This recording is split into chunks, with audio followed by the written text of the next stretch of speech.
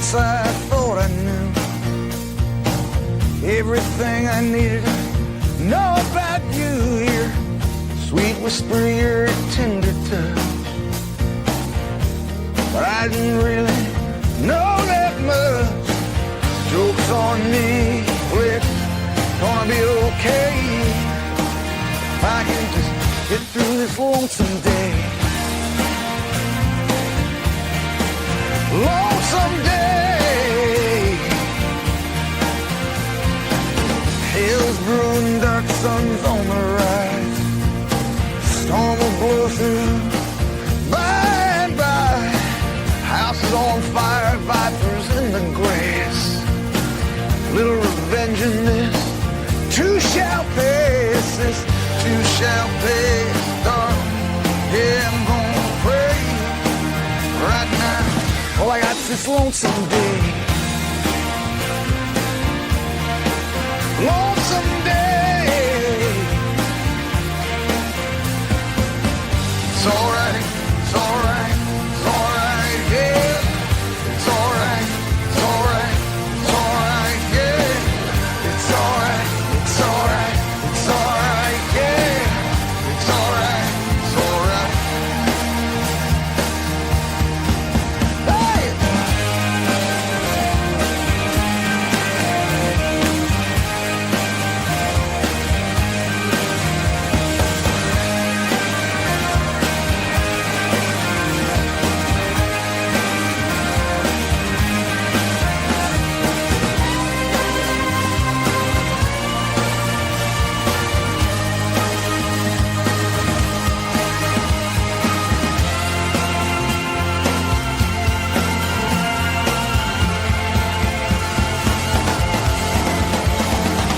Better ask questions before you shoot. Deceit betrays bitter fruit. It's hard to swallow come time to pay. That taste on your tongue don't easily slip away. Kingdom come, I'm gonna find my way through this lonesome day. Lonesome day, lonesome day.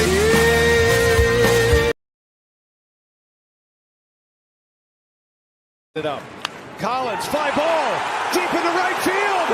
Isaac Collins, it is a walk-off home run.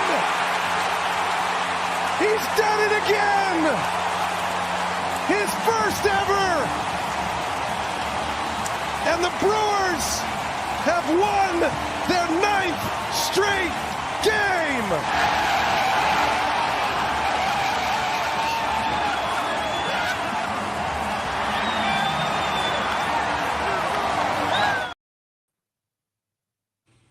And Hello, folks. Mets have lost 7 in a row. Now hey, I'll say this. Milwaukee is the first team to 70 wins. You know, they could find a way to, I don't know, lose it all. the National League in the World Series the way they're going. I mean, I never saw that coming. I know you didn't see it, Chris, but No, you're not. Well, I know our good friend Jeff Riggles is having fun since he lives in Wisconsin. Yes, he is. Welcome to Sports Talk with Chris Heidel. Today's date is August 11th. We started a little early tonight because we have the head coach of Duquesne football. Duquesne is going to start their season in Pittsburgh against the Panthers, and they haven't played the Panthers since 1939, Adam. So it's been a very long time since they played them. So we're going to bring in Coach Jerry Schmitt on the phone. So let me bring him in. Coach, thanks for joining us tonight. How you doing? I'm doing good. Yourself? Not bad. How's that weather up there in Pittsburgh? It's really warm. better than a couple of weeks ago when it was all hot and humid and all that stuff. Not bad.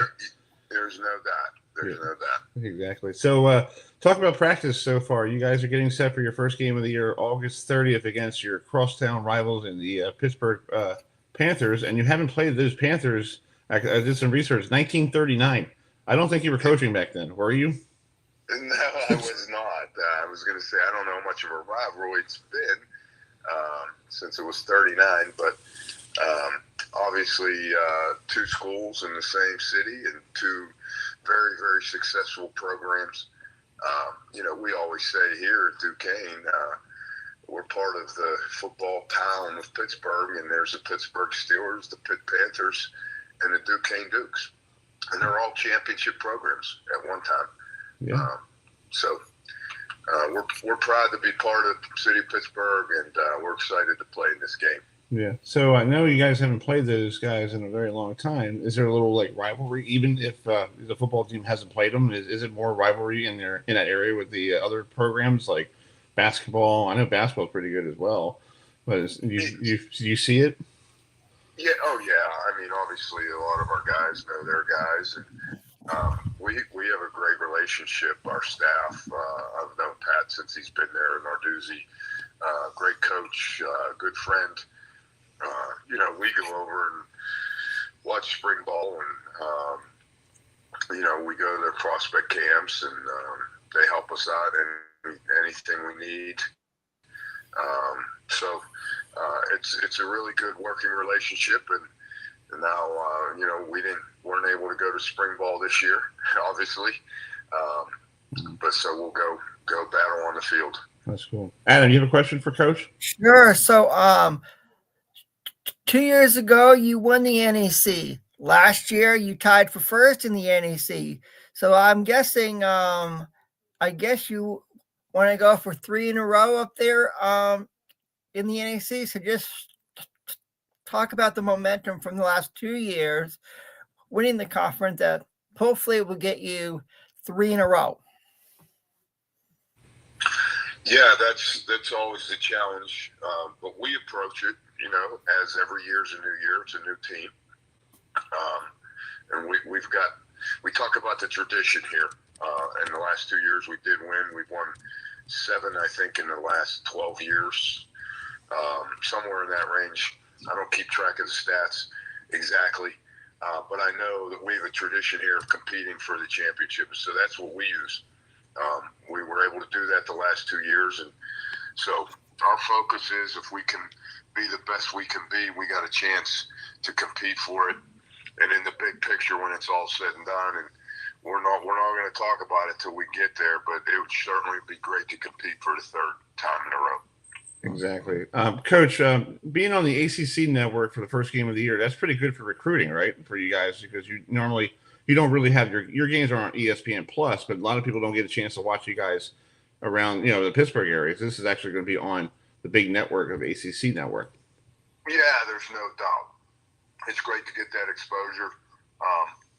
But we've played some ACC teams here in the past couple of years. We were at Boston College last year, Florida State a couple of years ago. We were down at TCU and West Virginia.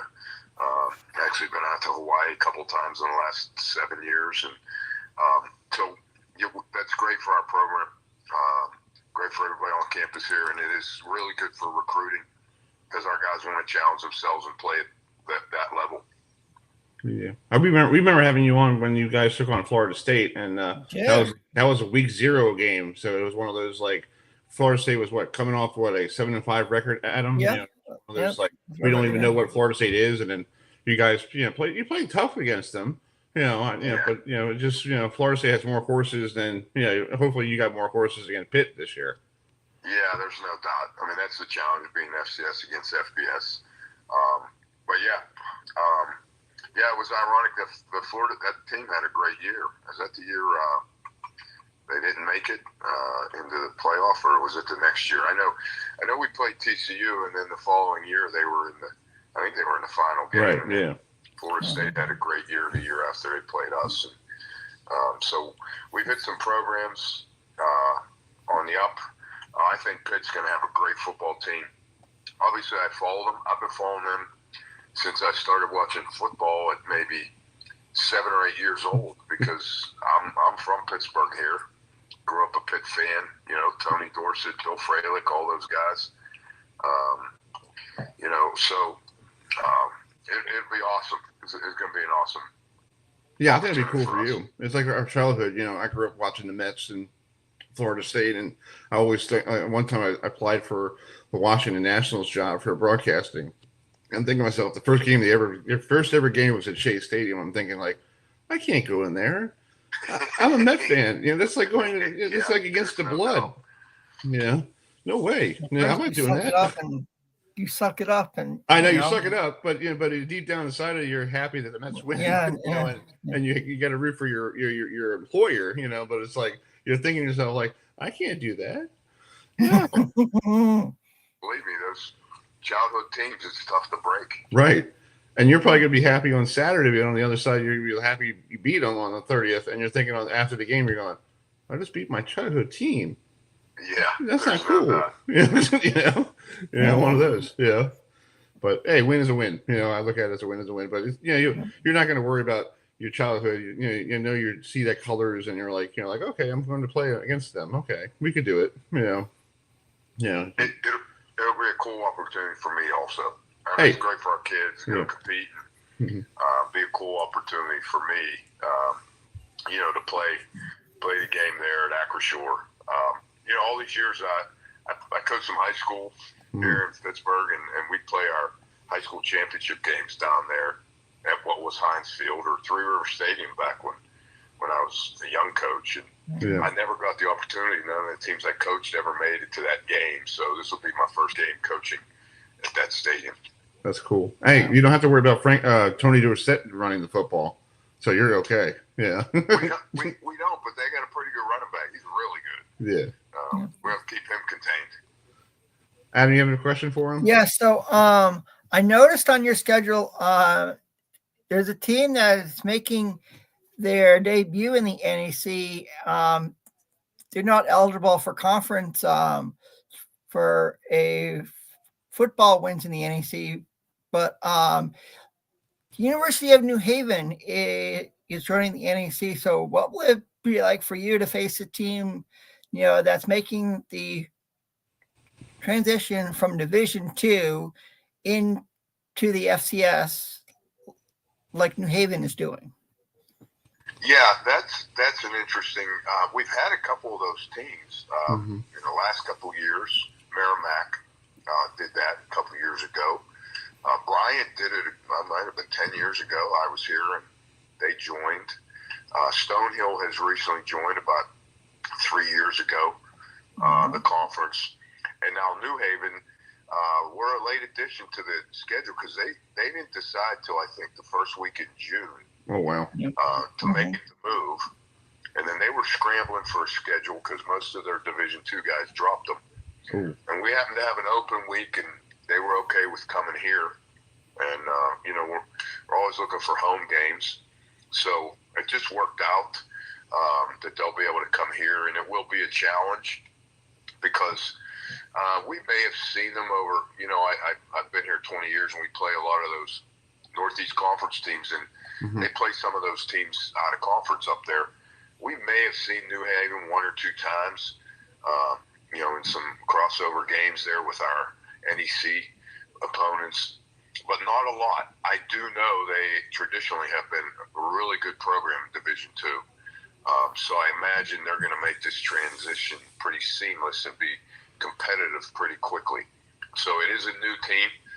We'll have to scout out, do a good job at it. But we're looking forward to hosting them here in Pittsburgh.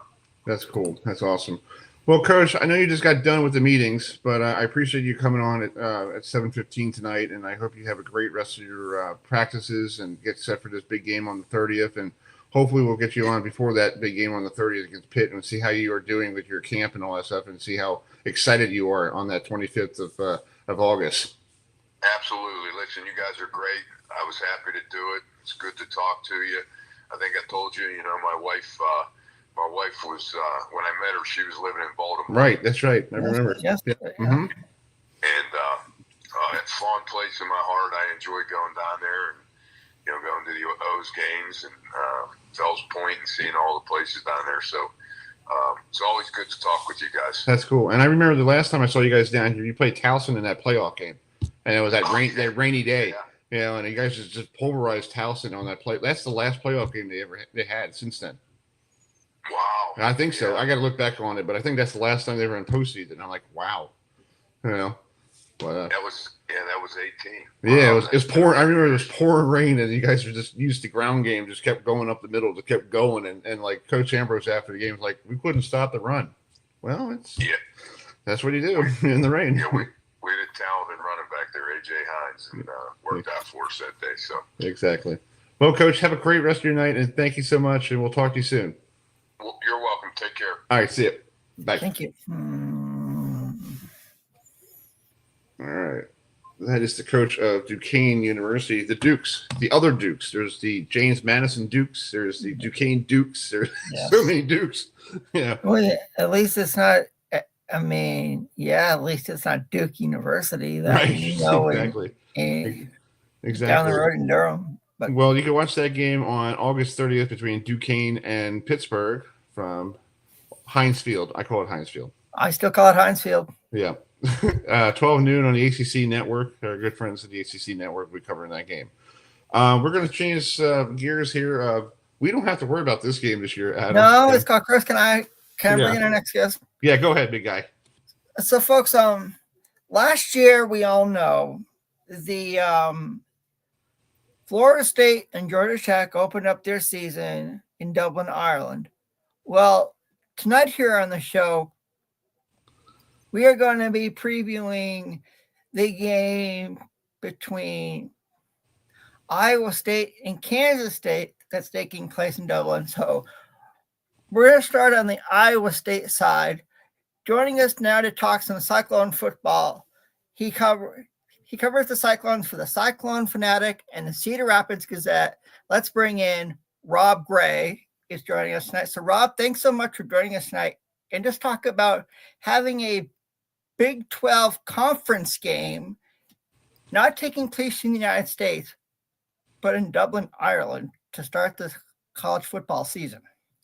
Yeah, well, it's nice to join you guys. It is certainly unique is the word, right? And it's led to a lot of challenges. I know Iowa State head coach Matt Campbell told us in May that he talked to Nick Sirianni, some other people in the NFL. He has a Mount Union tie with Coach Sirianni, just about how they adjust, how they handle that, usually sometime in the middle or tail end of the season, and the logistics, all of it. Mm-hmm. So he was gathering a lot of intel to begin with, and they brought in a sleep specialist, and I'm sure Kansas State's doing a lot of the same stuff to try. And then they're trying to make it seem, I think, like normal fall camp, even though it's sped up a week and all of that. And it's got these new elements. So really huge opportunity for Iowa State. I mean, the biggest season opener they've had in a long, long time.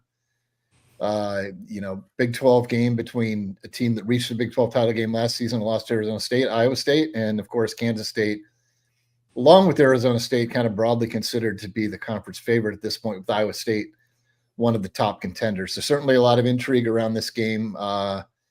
And Iowa State's put a lot of prep into it, but they're going to try to treat it, as they always say, right? Like a normal game week. Because if they don't, I mean, routine's everything for these guys. So they're going to try to stick to that. Yeah, Rob, we saw this last year. Florida State and Georgia Tech, went over there, and we talked to Coach Novell and Georgia Tech at the ACC kickoff, and they were all like, "We got to get back, we got to get going, we got to get everything going," and they go over there, and Florida State drives down the field, scores their first touchdown, it's 8-0. You're thinking, "Oh, it's going to be a great year. We're going to blow people out," and and all of a sudden everything just went downhill. Is that something Coach Campbell is probably watching, going, "I hope I don't have that problem"? Because, a lot of teams have that issue when they go to Ireland. They want to, all the pomp and circumstances. They're like, "Oh, this is great. We're the two teams," and everybody's having fun. And then they forget they have a football game. Well, if there's a coach who's more anti-pomp and circumstance than Matt Campbell, I'd like to meet him. I'm sure there are a handful of them. He's trying to downplay that, while at the same time recognizing it's a great opportunity, a showcase kind of game for the brand, and of course the Big 12 brand as well. I mean, he has talked about that. He has talked about how you look at some of the teams that have played in this game, and the seasons have not gone the way that they'd hoped. I mean, we saw what Florida State did, falling off a cliff last season, and Georgia Tech was no great shakes either. So, I mean, I think this is a little bit different given the fact that, I mean, I don't know what Vegas has Iowa State's over under at 7.5, probably 8.5 K-State. These are both considered teams that are going to be in the mix in the Big 12, regardless of what happens in this game. But certainly things can spiral. But I think like they do a really good job of getting their players to buy into downplaying the moment until it's there. Mm-hmm. So we'll see if they're able to do that. I know they're not going over until the Wednesday before the game, and not doing a whole lot of, tours as far as I know at this point. So they're going to try to treat it like a normal game week, but obviously whoever wins has a huge leg up in the Big 12 conference title race with a lot to be determined. So even if whoever loses, everything's still on the table for them too, pretty much. Yeah, I was just doing some research. This rivalry is going to end in 2027. Why? It's ridiculous. I think Big 12 is doing they're not going to keep this one's the longest one since 1917. It's like, why you want to get rid of something that's old, that is part of tradition of college football, and these schools are in the Big 12. I guess because of too many people going into the Big 12 now. Yeah, that's pretty much it. I mean, why it wouldn't be a protected rivalry going forward beyond that? That doesn't make sense to either side. I mean, they call the game Farmageddon because they're big ag schools in addition to other things, engineering at Iowa, and obviously broad-ranging liberal arts colleges. But yeah, that's a shame. But that's what the constant reshuffling and realignment and TV meddling and NCAA folding and standing and folding and NIL coming. I mean, it's just all coming at a breakneck pace, and I guess they must have seen no way to fully protect this one. Exactly. And you have a question for Rob? Yeah, so now as long as the Cy-Hawk rivalry stays, I love watching that rivalry right here in North Carolina. And I know that rivalry has been going on for years and years and years and years. Last year, you guys actually, last game of the year, I believe you guys beat Kansas State.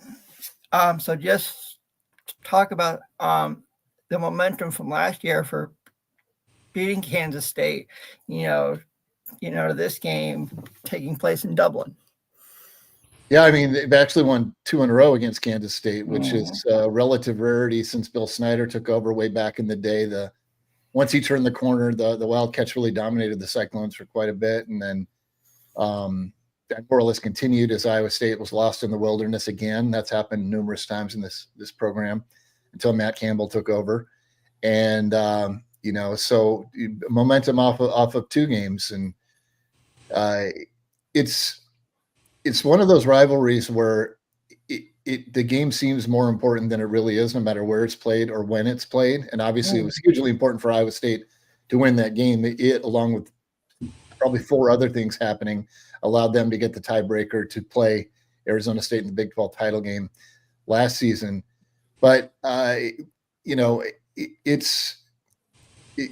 ties back to the fact that it should be a protected rivalry, quite frankly. Right. But certainly there's momentum off of that game, but Coach Campbell will tell you we don't take momentum from season to season and all that stuff. And I get that. That makes sense. But certainly it gives Iowa State some extra juice to know that they've been on a good string, whereas prior to Campbell and the tail end of the Paul Rhodes era, which had its ups, some big moments, he really energized the fan base, but really ended on a huge downturn.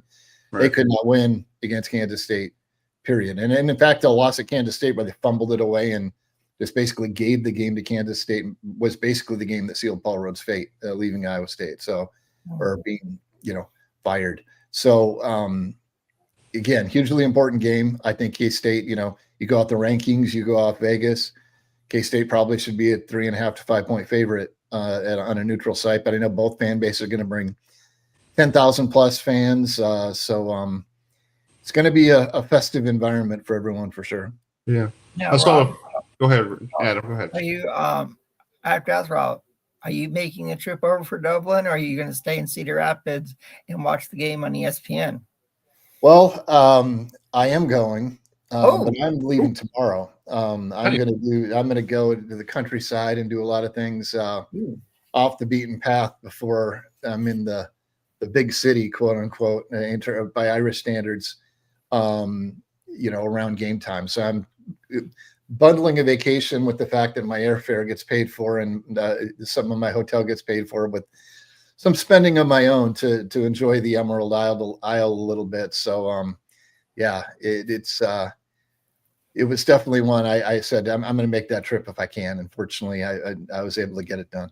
That's cool. That's awesome. Cool. Do you have to plan that thing like last year, because with the airfare and all that stuff and hotels and things change, price changes? Did you do it first thing that you knew that Iowa State was doing this game this year? Yeah, actually, I did airfare 3, 4, 5 months in advance. I'm again not sure exactly, well in advance. Mm-hmm. Started to book a few things. A lot of the stuff I'm gonna have a car apart at the time.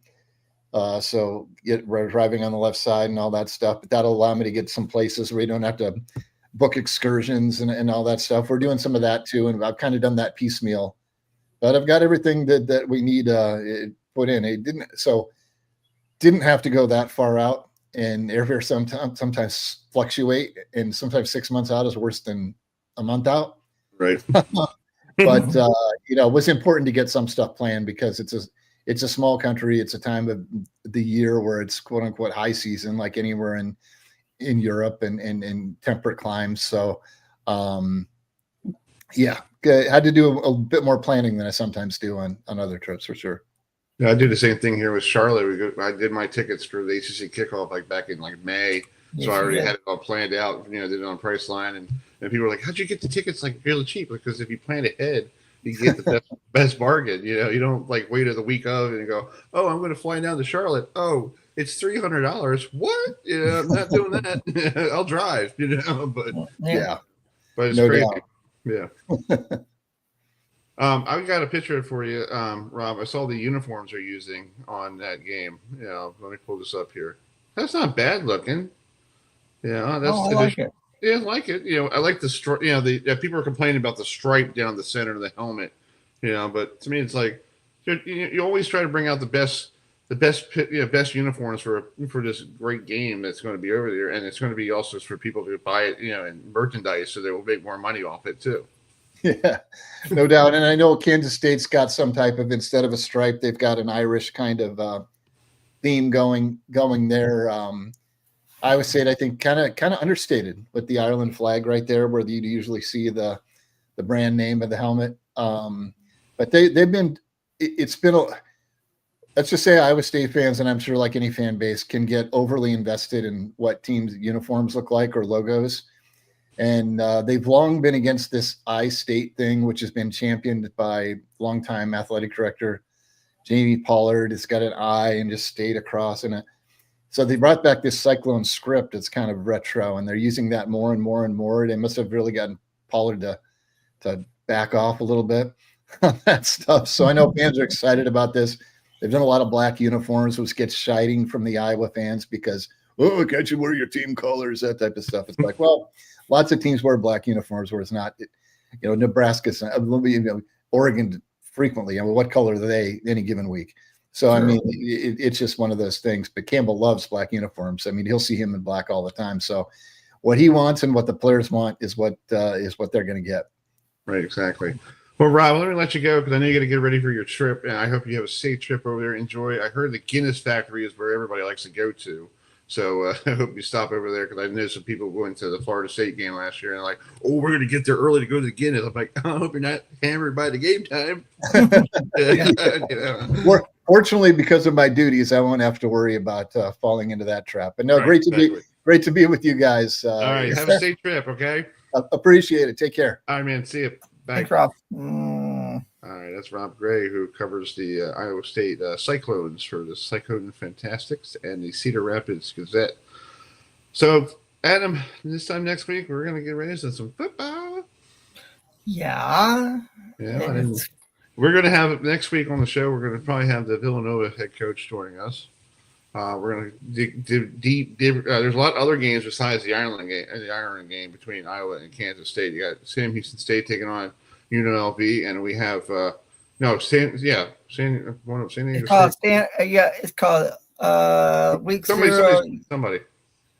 Yeah, week 0, you regarding week 0 is week 0 schedule is Iowa State and Kansas State, Idaho State at UNLV, Fresno State in Kansas, Sam Houston at Western Kentucky, and the only ACC game is Stanford at Hawaii.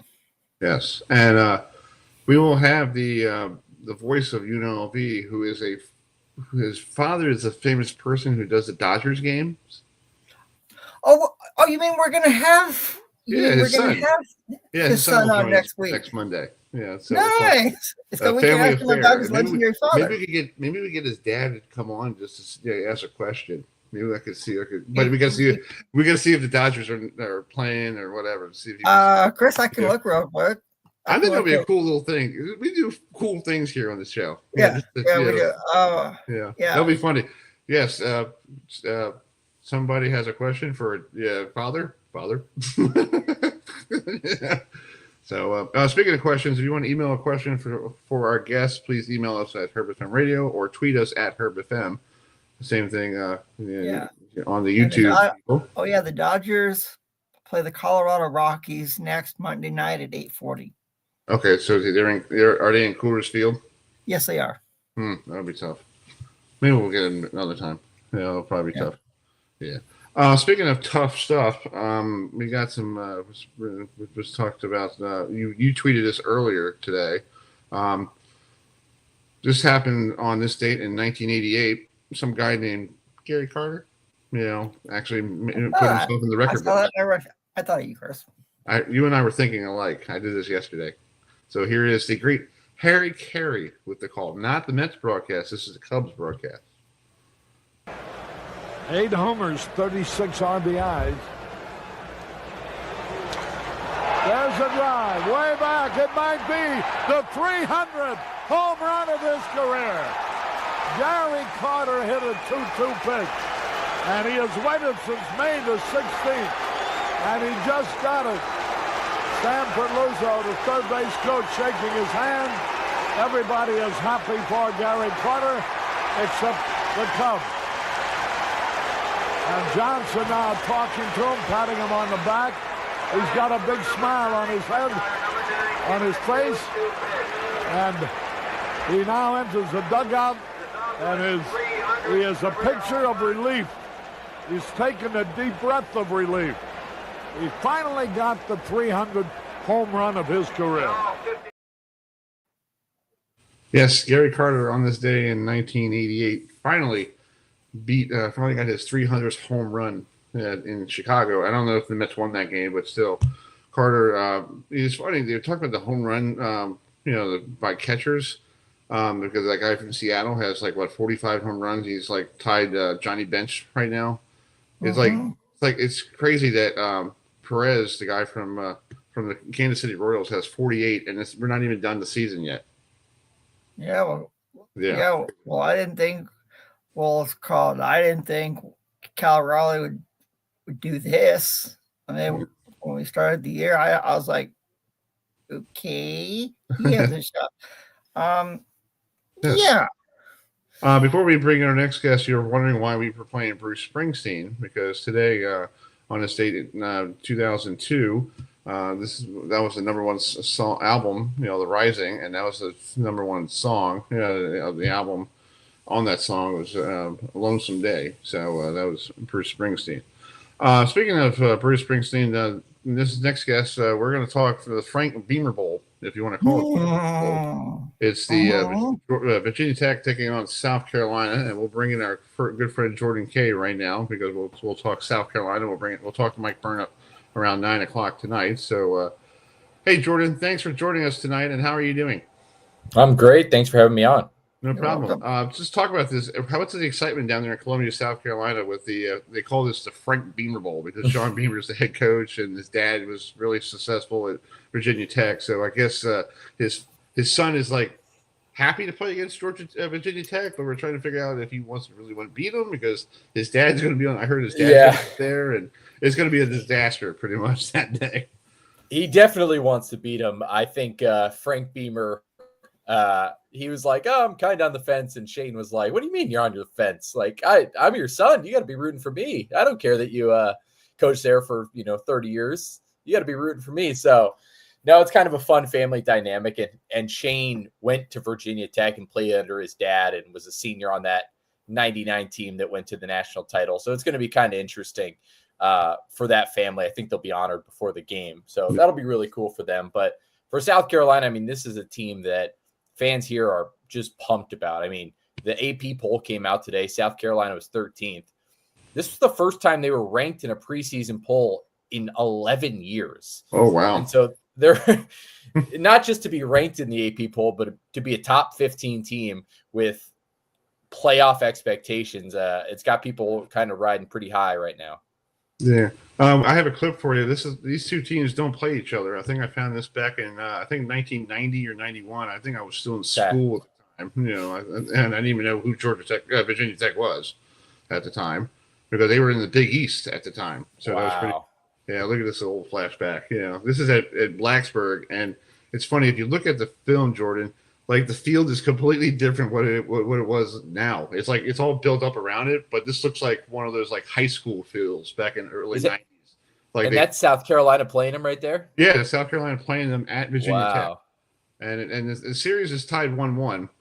Yeah, because they don't play each other. Oops, sorry, hit the wrong button. Watch the. Sorry, I hit the wrong button there. Come on, stupid thing. All right, hold on. I'm sorry, I keep on hitting the wrong button. You're good. I don't know if you guys watched the SEC series on Netflix, but Shane had like his visiting pass. I don't think it might have been from that game or the time Virginia Tech went to Columbia, but I knew they had played just because of that. Yeah, it's crazy. Let me bring my other partner in. Matt Trecanelli is sitting there in the bullpen here. Let's bring him in. So, Matt, are you there, bud? I think he's frozen. We'll try that a little bit later. Anyway, you got to tell the internet it's terrible around here today. Yeah. Anyway, Adam, go right ahead. Sure. South Carolina, Jordan, as you know, has a sensational quarterback in Lenoris Sellers, who comes in to a sensational year last year. So, just talk about the momentum he had from a great year last year. Going into this year, knowing that his team has a shot to get to the college football playoff after starting the year ranked number 13. Yeah, it's kind of crazy. I think this time last year, he wasn't even named the starting quarterback. Like, he was still in somewhat of a kind of a battle. I don't think many people thought it was that, but it was. And he struggled his first like 6 or 7 games of last season. He was the nation's leading fumbler for midway through the year, and then kind of found his form, was able to really figure out ways to get out of sacks, use his legs, got better at the downfield passing game. I think his receivers also progressed a lot and helped him out. And it is kind of crazy to go into this season, and now the word Heisman is in every sentence with Lenoris Sellers. He was at SEC Media Days, and there's a mass around him, not quite the Arch Manning group, but I mean, it was a lot of people, and it's kind of crazy to think of how far he's come in this season. He's got a new offensive coordinator, Mike Shula, the old Alabama head coach, former Panthers and OC. So he's running the Gamecocks offense this year. He was an analyst last season, so has some familiarity with Lenoris. And I think the big thing is, hey, you need to become a better pocket passer. You can get out of some of these sacks, and that's incredible, but when there's a pass play open, you need to make it. And that's the thing they've been working on a lot throughout the spring and the preseason camp.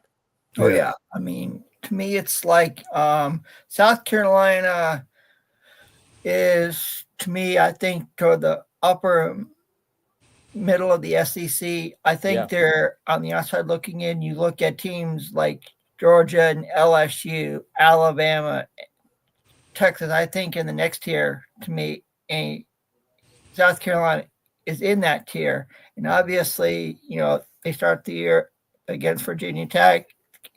We all know, Jordan, the SEC is no fluke, and they have to end their year going against our rivals Clemson, which is picked to win the ACC. So it's like, that's going to be a highly anticipated matchup. So in your opinion, where do you think South Carolina is going to finish in the SEC this year? I don't know where it finishes in the SEC. My prediction's somewhere like 9 or 10 wins, and I'm just not sure yet. The way a lot of people look at the South Carolina schedule is the first 5 games almost not being cupcakes, but a really easy path. And I don't think there's many South Carolina folks worried about Virginia Tech, just in the fact that, it's a 7-6 ACC team.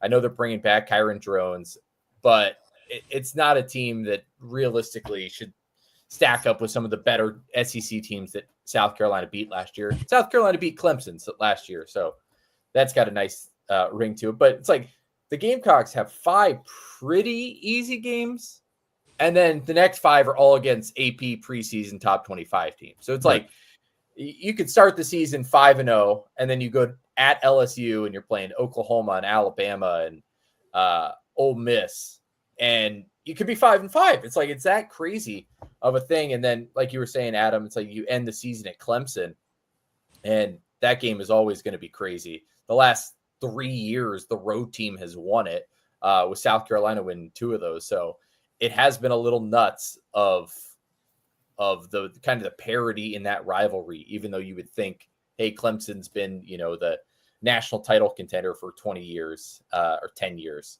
But it's been a weird rivalry. And so it's funky.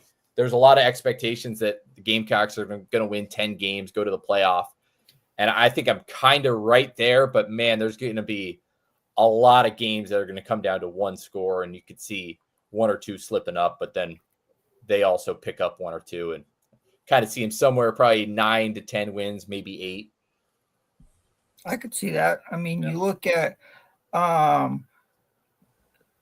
October 11th, South Carolina goes to LSU. You guys host Oklahoma, host Alabama on homecoming. You go to Ole Miss, and then you have to go to College Station to take on Coach Mike Elko and the Texas A&M Aggies. That right there, folks, is a barn burner of games. And if South Carolina can have a winning record in those games, I think you guys, could get to 9 wins, perhaps 10 wins, because that schedule, that's murderer's row. That ain't easy to play.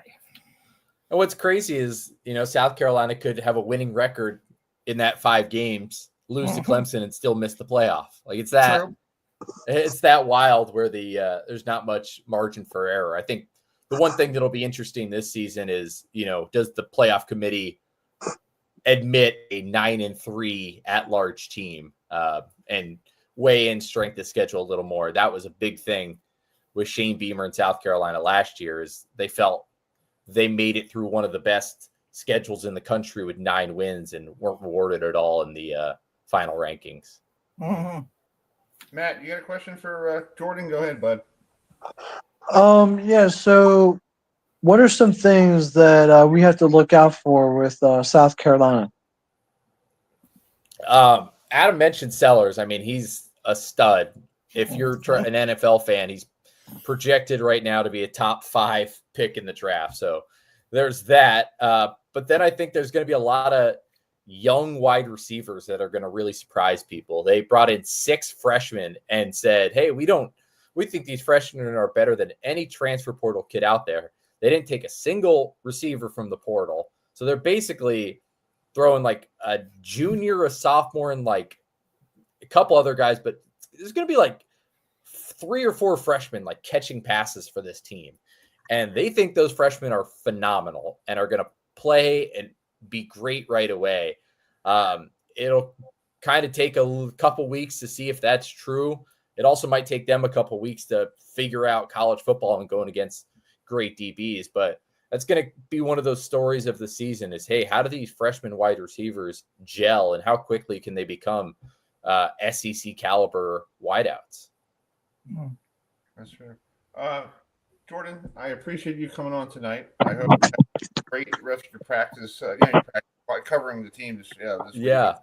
I saw last night they had evening practice, I guess because of the rain and all that stuff. Kind of. I don't know why. It was originally scheduled for like noon and they pushed it back. But it was the day after a scrimmage. Who knows? Right. They just want to make sure everybody's safe and healthy and for this week's of camp. So good luck. I hope you have a great enjoy the rest of camp and enjoy Atlanta. When you see it in the Thank you. August, hopefully we'll talk to you down the road.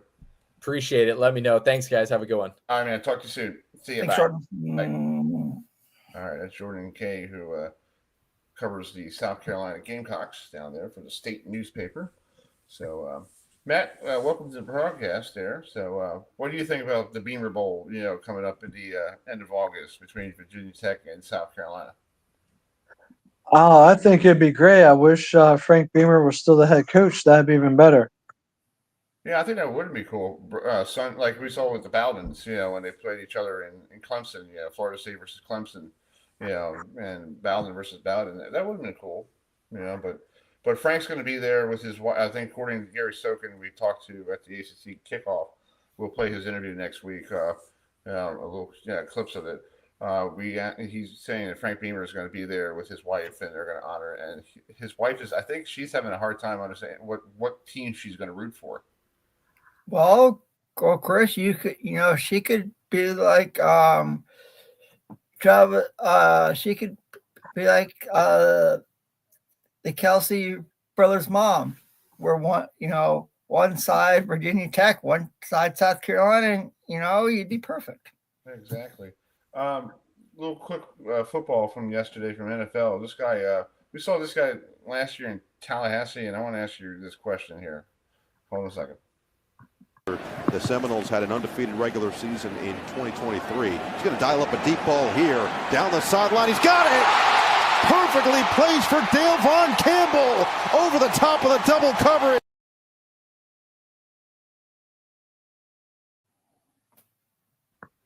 Okay. So he uncovers a deep shot down the field. WTF. Where was that last year, DJ? Of course, that's a darn good question. Yeah, where was that last year, bud? You played like what, 2 games, 3 games, and Coach Norvell tells you to hit the pothole. I think Matt's frozen again.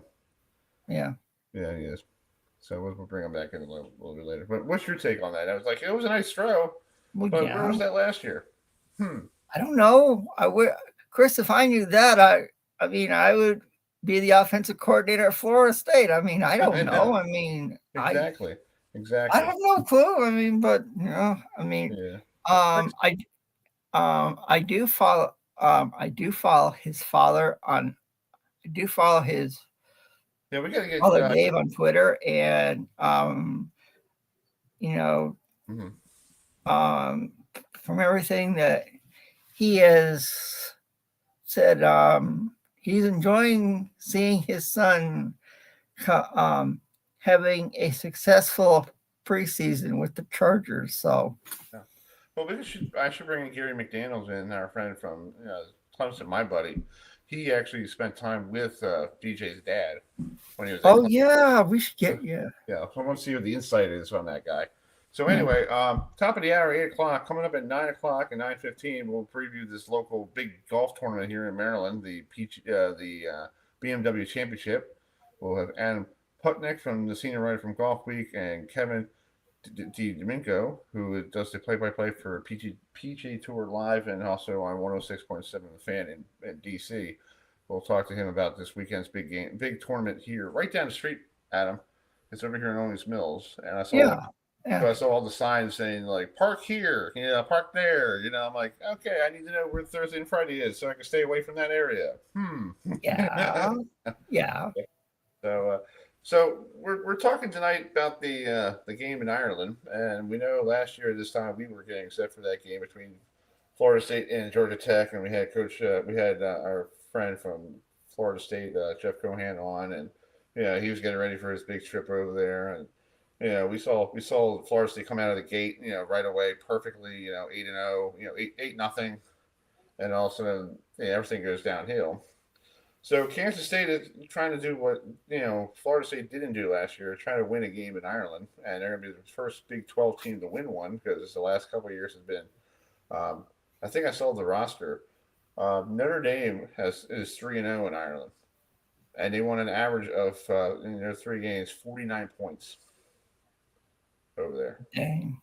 And Navy is 0-3 in that series over there.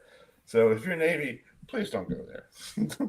No, it's called. I wonder if Tim Fitzgerald. I believe that Tim Fitzgerald is making the trip to Ireland from everything I saw on Twitter. So Tim, I saw on your Twitter. I saw on Twitter that you're having trouble getting to Ireland. No, I had no problem getting to Ireland. It was the getting back. Oh my God. Oh, okay. Yeah. Okay. They decided to change a flight. I was landing in JFK and had a flight to Chicago. Mm-hmm. They moved that flight up so much that I couldn't get it. And then they realized we don't have any other flights to Chicago on American on this day. So we'll let them go out of LaGuardia. Oh, wow. So they expected us to come in after traveling, long ways and then hop on a bus or a tram or an Uber. Oh, come on, guys. Really? So their fix was also a screw up. It was amazing. They put us on a flight that had no availability. Like they were way oversold and we were never getting on that flight. Wow. So we finally found the right person to fix us and she got us all set. And the whole key was just switching our departure flight out of Dublin. The bad news is we'd already given up our flights into Manhattan. We have American flies in here, and those immediately were taken. So now we're driving 2.5 hours to Wichita for our flights to and from. And that'll be a delightful drive after about 16 hours of travel. Oh, my God. Whoa. Are you flying back after the game, or are you going to spend like a day there just to recoup and get yourself back to the States? I wish. It's a game week, guys. K-State is playing the next week after that. Oh, God. So I have a Monday press conference. I'm determined to make it because actually I'll miss this upcoming press conference because we're leaving on Sunday. So I'll do all my tourism and binge drinking before the game.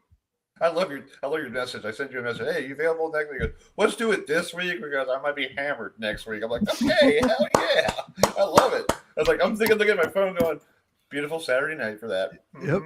I'm a Fitzgerald going to Ireland for the first time. It probably won't go well. Oh my God. Yeah. So yeah, I had that same issue too all the time. Not like changing flights, but going to Charlotte. It's like every time I go to Charlotte, I have no problems flying there. It's okay. But going home, I get delayed for some apparent reason.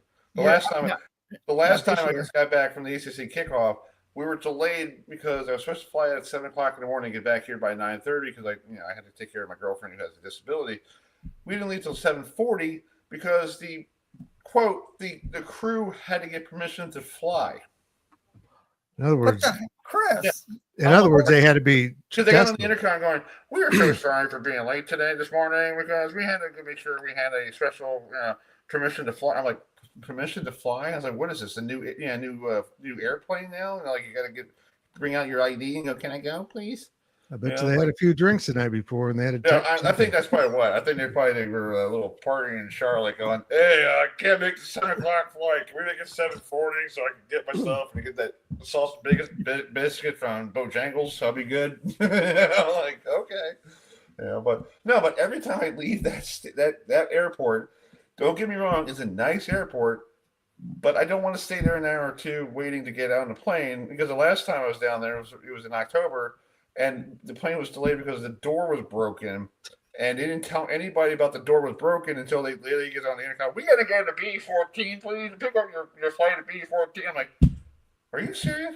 So I'm on the plane wearing my Met jersey, and that's the game that Mets beat the Phillies in the divisional round, and everybody was high fiving me on the plane. It was like awesome, and all the Phillies fans are like really quiet and all that stuff. But that didn't happen often.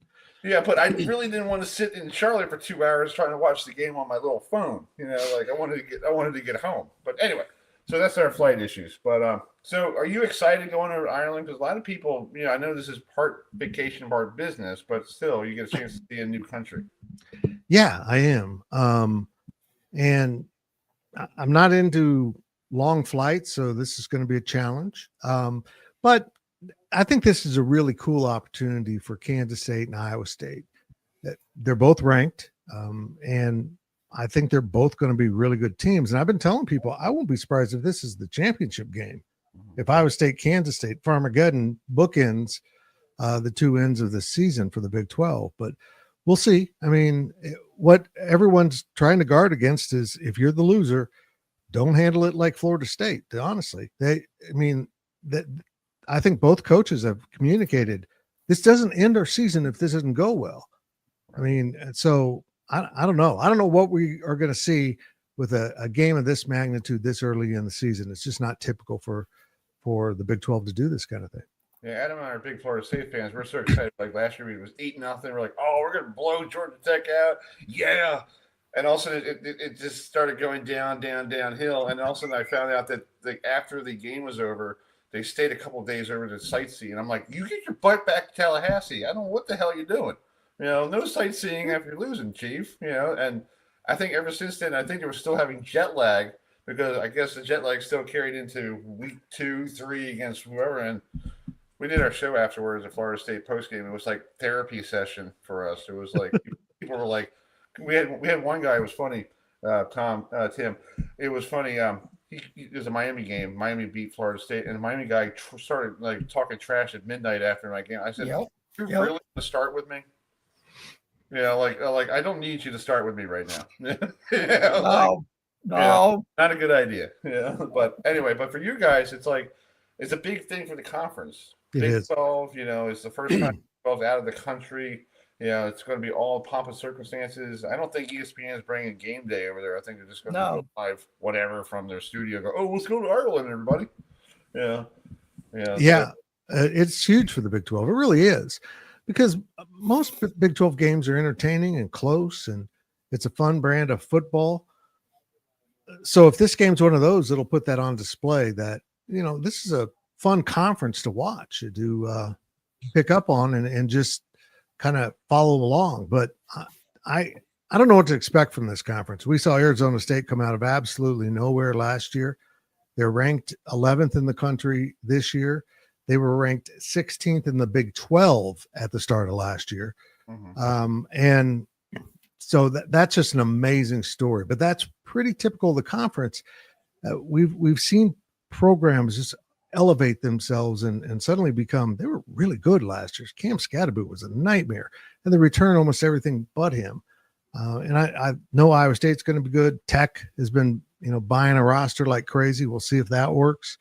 Baylor's good. This conference is ultra competitive. I noticed that the AP poll today had 7 teams in the top 28 because the first 3 out of the top 25 are Big 12 teams. It was really kind of odd. Yeah. I still call Texas a Big 12 school. I'm sorry. Yeah, it's amazing how when they were in the Big 12, they were a top 10 program. When they're in the SEC, now they're number 1. I know. It's like really? And I know you guys, and I feel like Texas, Oklahoma, and I think the Big 12, and Matt knows about this too. They're trying to figure out how to replace Texas and Oklahoma because that was Big 12 football. Right. And now it's like you guys have to get somebody else to be the brand, and maybe these 2 schools could be the brand school that everybody go, oh, Big 12, Kansas State, oh, Iowa State, okay, they played in Ireland, okay, let's go. Yep, You're right. You're right.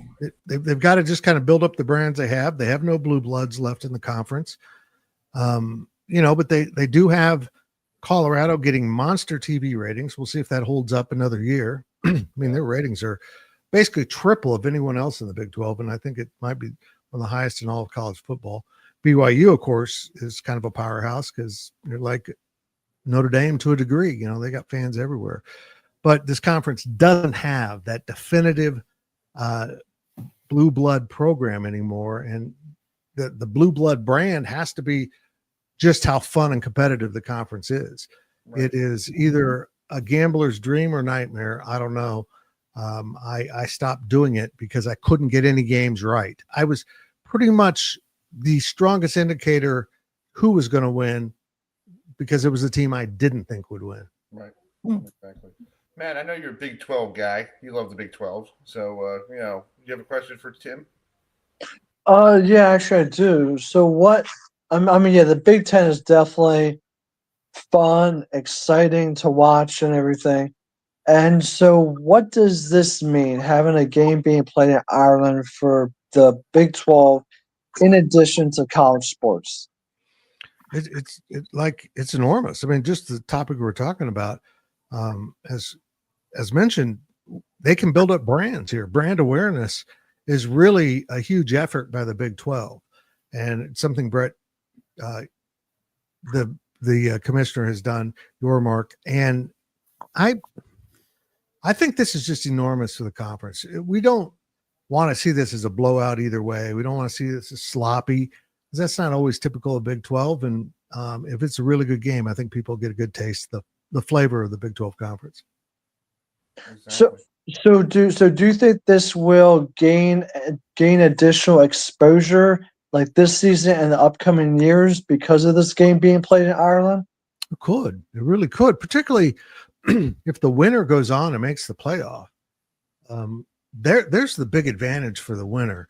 It isn't that you won the game, is on this stage you won the game. Right. And that if you continue to play pretty good football, you're going to be moving up well into the top 10 by the time, you know, you're in mid-season of the Big 12 schedule. So we'll see how this all goes. But whomever wins is going to have a lot of momentum. Whoever loses can still go 11-1 and right. can still win a lot of football games. And they have to come out of Dublin with that mindset. Exactly. I agree. Well, Tim, I know you got to get ready for your trip. I have one question, Chris. Oh, go ahead, Adam. Go ahead. Yeah. So, if I were to say to you, Tim, that Kansas State is going to get back to the Big 12 championship game this year, would I be crazy? No, I think this is a team capable of that. Now, maybe the one Achilles heel here is that they think Avery Johnson is going to be exponentially better this season, but the backups have no experience. So if something would happen there, could it be a Utah thing? I don't think it'd be that severe, but it certainly could damage his team. But they feel like they finally have the depth at most positions they need to be competitive over the long term of a season. That's usually when a Big 12 team drops off, is by week 10 or game 10, they're into their second team in a lot of positions, and they probably don't have a very good third teamer because the overall recruiting isn't where the SEC might be. But yeah, this will be interesting. I think K-State's potentially a very good football team this year. I'll agree with that, Tim. Yeah. Well, Tim, I hope you have a safe trip. I hope you can get back to the state. I hope you have fun. You know, enjoy it. You know, and we'll talk to you down the road. Okay. I know I'll have fun. I just want to remember it. Right. There you go. Take a book, write it down, write all your little journal. Like this morning, I had whatever I had for breakfast, and then I passed it out. You know. Yeah. That'll work. Thank you, boys. Thanks, sir. Thank you so much. Have a great evening.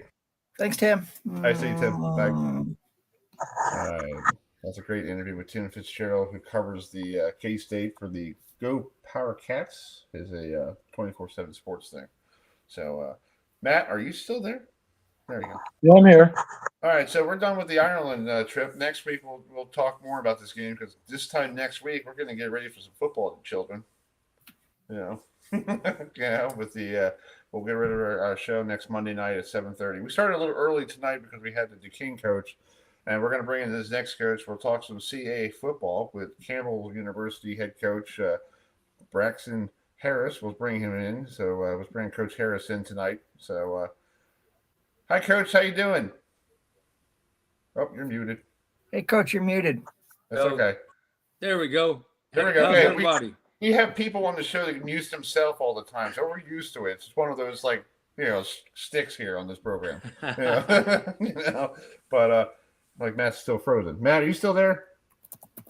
Oh, no. Oh, he's there. Okay. Hold on. Yes, I'm here. Okay. Yeah, you're frozen. Your video is frozen, but it's okay. Put it on audio. Anyway, Coach, thanks for joining us tonight. So, how's practice going, camp? I see you guys getting ready for Rhode Island, the defending CAA champs. Yeah, it's been good. And so, the big thing is year two is a lot different than year one, and year one taking over a program, we got there in January before the season, kind of behind the eight ball in recruiting and putting things together. And so this is kind of the first full year that we've been able to recruit a high school class, to really recruit a transfer portal class, and then be able to establish our culture. Year one for us here in the CA, we learned a lot about ourselves, and that really directed kind of what we've been doing since then to try to be able to build a program that's competitive in the CAA. And so it's been a lot more fun. I can tell you year two is a lot better than year one. Year one just ain't a whole lot of fun. Exactly. And this is your second season with the CAA, and last year it's growing pains. All the when you go from a new conference from the Big South to the CAA, it's kind of like one of those like, oh, we're playing Rhode Island. Oh, you took on Towson, and Towson was pretty good last year as well. Yep. So just talk about you getting ready for these games. Like you're taking on Rhode Island the first game of the year on August 29th, and they're the defending champs. And we had Coach Fleming on, and I don't think he knows my first name. He just calls me Herb because it's Herb FM Radio. So I'm like, I'll just go with Herb. It's okay. It's my nickname, but still, I'll take that any day. But it's pretty funny. But no doubt. Yeah, go ahead. Yeah, the CAA, last year, we had the 10th toughest schedule in all of college football. And this year we got so much easier, and we're preseason the 35th toughest schedule in college football. So we'll take 35 over 10 any day of the week. Obviously, most people don't start off in week one against the defending conference champions in a conference game. That's college football today, right? Like that's how it is. That's how it works. You got to be ready to be able to play. Coach Fleming's program, what he's built up there, the best thing I can say about the CAA, it's a bunch of programs, right? In the day and age of college football, where you got transfer portal guys coming and going, what you see success in the CAA is teams and programs and guys that have been there for 2 or 3 years as part of programs. You look at those programs, they're successful, and that's everything we all love about college sports, right? And I think that's what we have in the CAA. But I can tell you this, there's no week offs. There's no cupcakes. There's none of those things. It's playing football, great football every single week. Where else at FCS level can you go to the state of Rhode Island and play the flagship program, right? Where else can you go to New Hampshire and do the same? Last year it was a Delaware team. I mean, so the opportunity of playing high quality Division I football is through the roof. Yeah, I was looking at your schedule before Adam jumps in. I'm Saturday, October 4th. You're taking on NC State. I was scheduled. I'm hoping to get down there that game, and I might get there. But that's going to be a good game for you guys, taking on an ACC power like NC State. And that stadium, I was there once. It's pretty rocking. The only time I was there was the James Madison game, and my buddy was there with me. And you guys, it was so hot out. He saw people fainting from the top of the stands. He was like, I guess they didn't drink any water. I'm like, well, it's hot there. But I think October, it'd be okay. Yeah, we hope so. And those are great games for us. We're 35 minutes south of Raleigh, right? And so that's an easy trip for us. A lot of our guys are local. We recruit from Virginia, North Carolina, South Carolina, and Georgia. And so a lot of our kids know the guys on those rosters. We also play ECU's an in-state, G5 school in that. And so those are great games, right? They're a lot of fun for our kids to be able to go play in great environments and great stadiums. But it's also kind of cool when it's a local rivalry, right? When it's a local game where guys played high school football against each other. It's great for your fan bases. Think about Campbell football. We started football back in 2008. And so in the CAA, where you've got the blue bloods of the blue bloods that have been playing football for years, man, we're the new kids on the block. And what we're trying to do is, man, we're trying to build this thing. And one of the things is when you get to go play in those environments, we get to build our fan base. We get to be able to, who doesn't like a camel and who's not going to remember a camel on a t-shirt or a hat or something like that.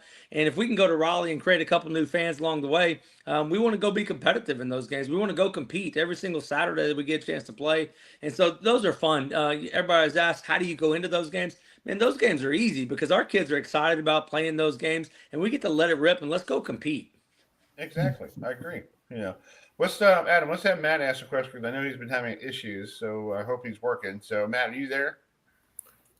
I am here and I am working. All right, cool. You look like you're having like a business meeting. Are you okay? You're good? Yeah, business meeting with the three of you.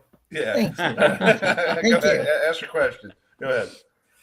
So, Coach, just talk to me about the CAA. It's well, we all know it's a very competitive league and everything. Just talk about the toughness and the grit and the tenacity that you have what you guys have to play with each and every week. Yeah, I mean, you nailed it. CAA football. You're talking about those things. It's impressive. Like I say, I grew up, my dad was a high school football coach in Texas, right? And so I grew up on the sidelines, and his whole deal was he wanted to build a program, not a team, right? As a coach. And you look in the CAA, you look at what Coach Fleming's done, there at Rhode Island. You look at what coaches have done, at Monmouth and Villanova, and those type of places, William and Mary. Like, man, those are programs, right? And when you have programs, you fall back to your culture, right? And you fall back to your training. And the neat thing about it, we learned that this year. We had 6 games that we went into the fourth quarter, and it was a 1-score game or is tied. And so we had 6 opportunities to win football games. We had opportunities against Richmond in the fourth quarter. It's a tie ball game. William Mary, it's a tie ball game going in the fourth quarter. And Matt, what you said is dead on. Like, what won it for them and didn't win it for us was the grit, the attention to detail, the discipline in those small moments, right? Nobody wants to make mistakes, but just the attention to detail and the experience that those guys had and the confidence that they had that they could win in the fourth quarter. And like you said, it comes down to a physicality. We want to be able to open it up a little bit and be able to attack space with speed here at Campbell. But at the end of the day, in the fourth quarter, man, you got to run the football and you got to stop the run. And at the end of the day, that's what wins in the CAA. And I think that's probably the most exciting thing. That's why I wanted to be at Campbell. One of the big draws for me was being in the CAA. I mean, you look at it, preseason polls came out today. We've got 4 teams in the top 25 with probably 2 more receiving votes that, I mean, let's be honest, in 3 weeks, they're probably in positions to be top 25 teams. And it's fun because in a day and age where you have to look at polls and you have to look at this and what you're rating, in the CAA, you don't have to do that. Just go win. If you win, that's a big enough market for yourself. And that's a lot of fun. To me, that's how college football should be. And I think you get to have that in the CAA. Exactly. Adam, you have a question for him? Sure. So you mentioned the rankings. You do go on the road to face number 9 Rhode Island, and then a team from Cullowhee, North Carolina, rolls into Buies Creek, and you actually defeated them last year for your first ever win at Campbell. So just talking about facing the Western Carolina Catamounts at home in Buies Creek, and they are also ranked in the FCS preseason top 25. Yeah, Adam, I think you made a great point. Like, our schedule isn't just CAA tough. It's tough. You've already mentioned NC State. You've already mentioned ECU. And now you're talking about, I think, at number 17. I think it came out today. They were number 17 in some polls in non-conference. And so, man, we talk about it all the time. Our schedule, you look at how we play games. Man, it's the SEC of FCS college football. There's no bye weeks. There's no easy weeks.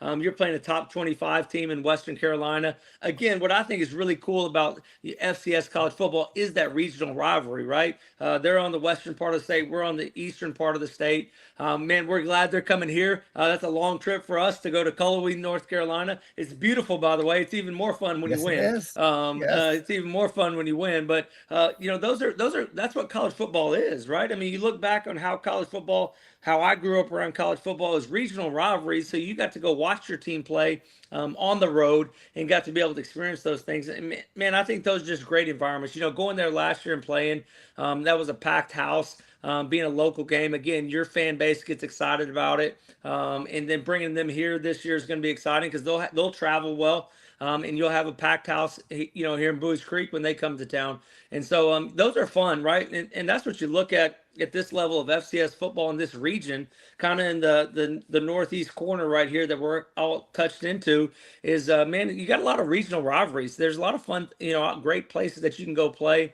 And like I said, the cool thing is them being able to have some of those relationships. With social media, it's way different than when I was playing, right? When I was playing, you hated that guy over there. You didn't know him because the only reason you knew him is because you didn't like him, right? And now these kids on social media, man, they know each other. They communicate. It's like you're playing against your brother in some of those spots.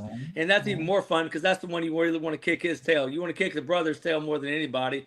And that's probably the most fun thing about some of these regional games. And Kaye, and take it easy. I know Western Carolina is right, but I live in here in the western part of the state, so it's like, take it easy on the Catamounts because they have a quarterback this year that Chris and I know quite well. He used to be at Florida State and Southern Miss, and now he's the quarterback of Western Carolina. You may have heard of him, Tate Rodemaker.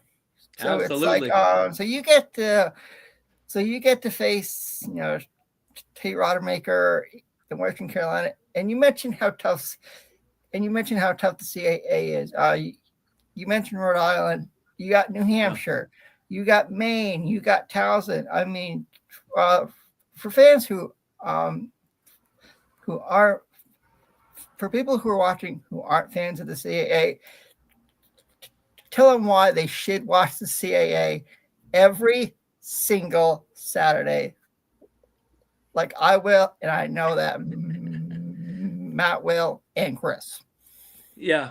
I think Matt brought up a great point, right? He talked about the grit, talked about the toughness, talked about just good quality football, right? And when you turn on the film, when you watch it on TV, man, it's two good teams playing in great environments. One of the things really neat about college football is when a community embraces a team, right? And a team embraces a community. And you get a lot of that in the CAA. You go to William & Mary, and that's a great environment on a game day there. For those guys to be able to play in. And so you get really good football, right? You get really quality football. There's really great football coaches in this conference. And so each week, that you've got to have a plan and be ready for whatever they're going to throw at you. And that's why, but Adam, probably the other thing that people don't see is, man, these guys are getting really high level private school educations. These are guys are going to be the next generation of leaders. These are going to be the next CEOs. They're going to be the next lawyers, the next doctors. Because you look at the institutions in the CAA, it's not just about sports, right? To get into some of these institutions, like you mentioned, man, you got to have it both, right? You got to be great in the classroom and you got to be great on the football field. And, probably the most exciting thing, Adam, is, in this world today in college sports, where you see that money is the only thing that matters, right? And you can buy a roster. You can really watch FCS college football, and you can see college football how it was intended to be. It is what it is, and it's changing. But I tell you, you turn on a game against Campbell and Western Carolina. You turn on a game against Campbell and Towson. Man, there's some high quality young men on that field that are doing things that not a lot of people can do. At our level, we have some academic support for our young men, but they have to do it, right? Like they have to hold their own in the classroom.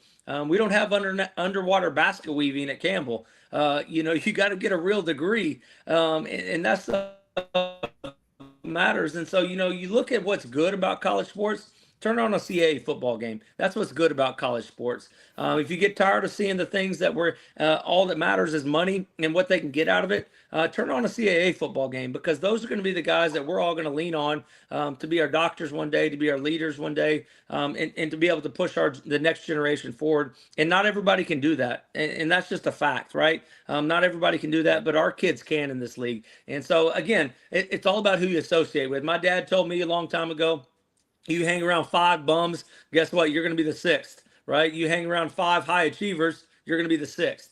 And that's what the CAA is, right? You're hanging around really good people. Like you talked about Coach Fleming already. Man, he's an incredible coach, right? The experiences that he's had in the program that he's built there at Rhode Island. Man, I want to hang around those kind of coaches. I want to be compared to those kind of coaches. And I want to put our program to test against those kind of programs. Because if you're successful against those guys, I mean, you're a top 25, you're a playoff team, and you're able to make some runs in the playoffs. Amen. Preaching to the choir, right, Adam? Right. Coach, I want to say that what you said just now is it's what has transcended over the last 3 years in the sports. You said it perfectly. Oh, yeah. And it's just, I mean, you said it perfectly. And, just like what you were saying a minute ago, it's who you associate with. Are you going to associate with people that are high level tier or not? Because who you associate with is who you will become in life. Yeah, it's true. Yeah. So, I will say this, Coach. You actually have a player from my old high school on your roster, Jed West, who's a quarterback from Waynesville, North Carolina. He went to Tuscola High School, so it's nice to have a local kid that I know. I saw him play. Yep. When it was at Tuscola. It's nice to see he's on your team. So take good care of him. Okay. Absolutely. He's a great Thank kid. you. He's a great kid, great person. Family's a great family. Jed's salt of the earth type of young man. That's for sure.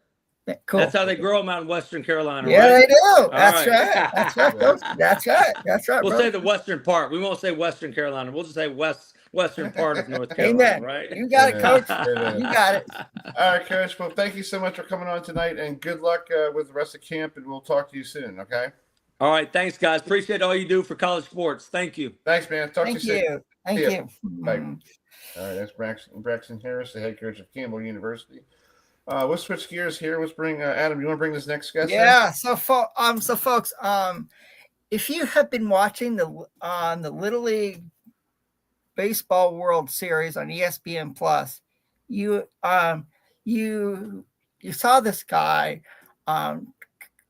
commenting on games, and also he did the NCAA Baseball Chapel Hill Regional with our good friend Wes Durham.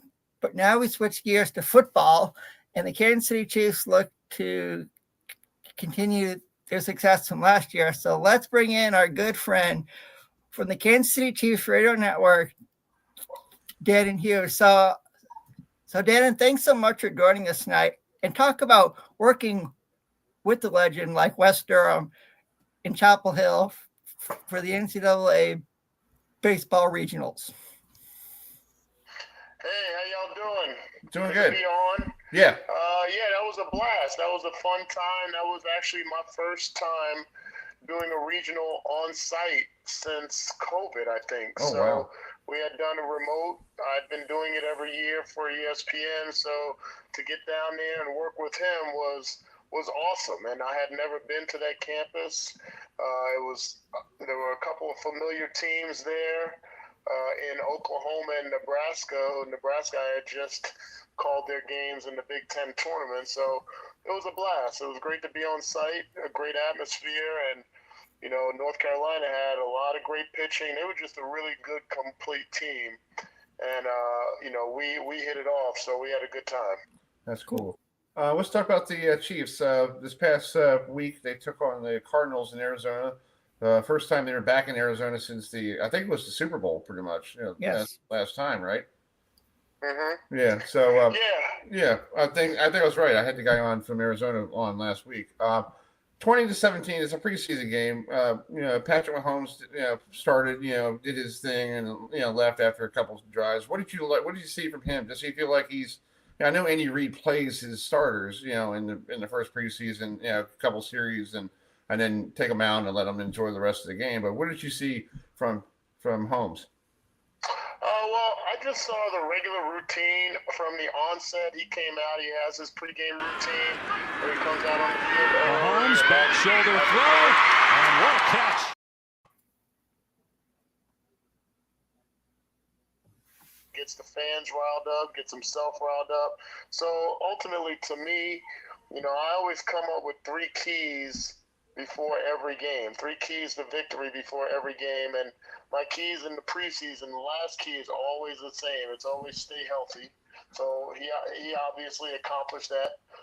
We did sustain one serious injury for Deion Bush, a backup safety, special teams contributor that blew his Achilles out. So that was unfortunate.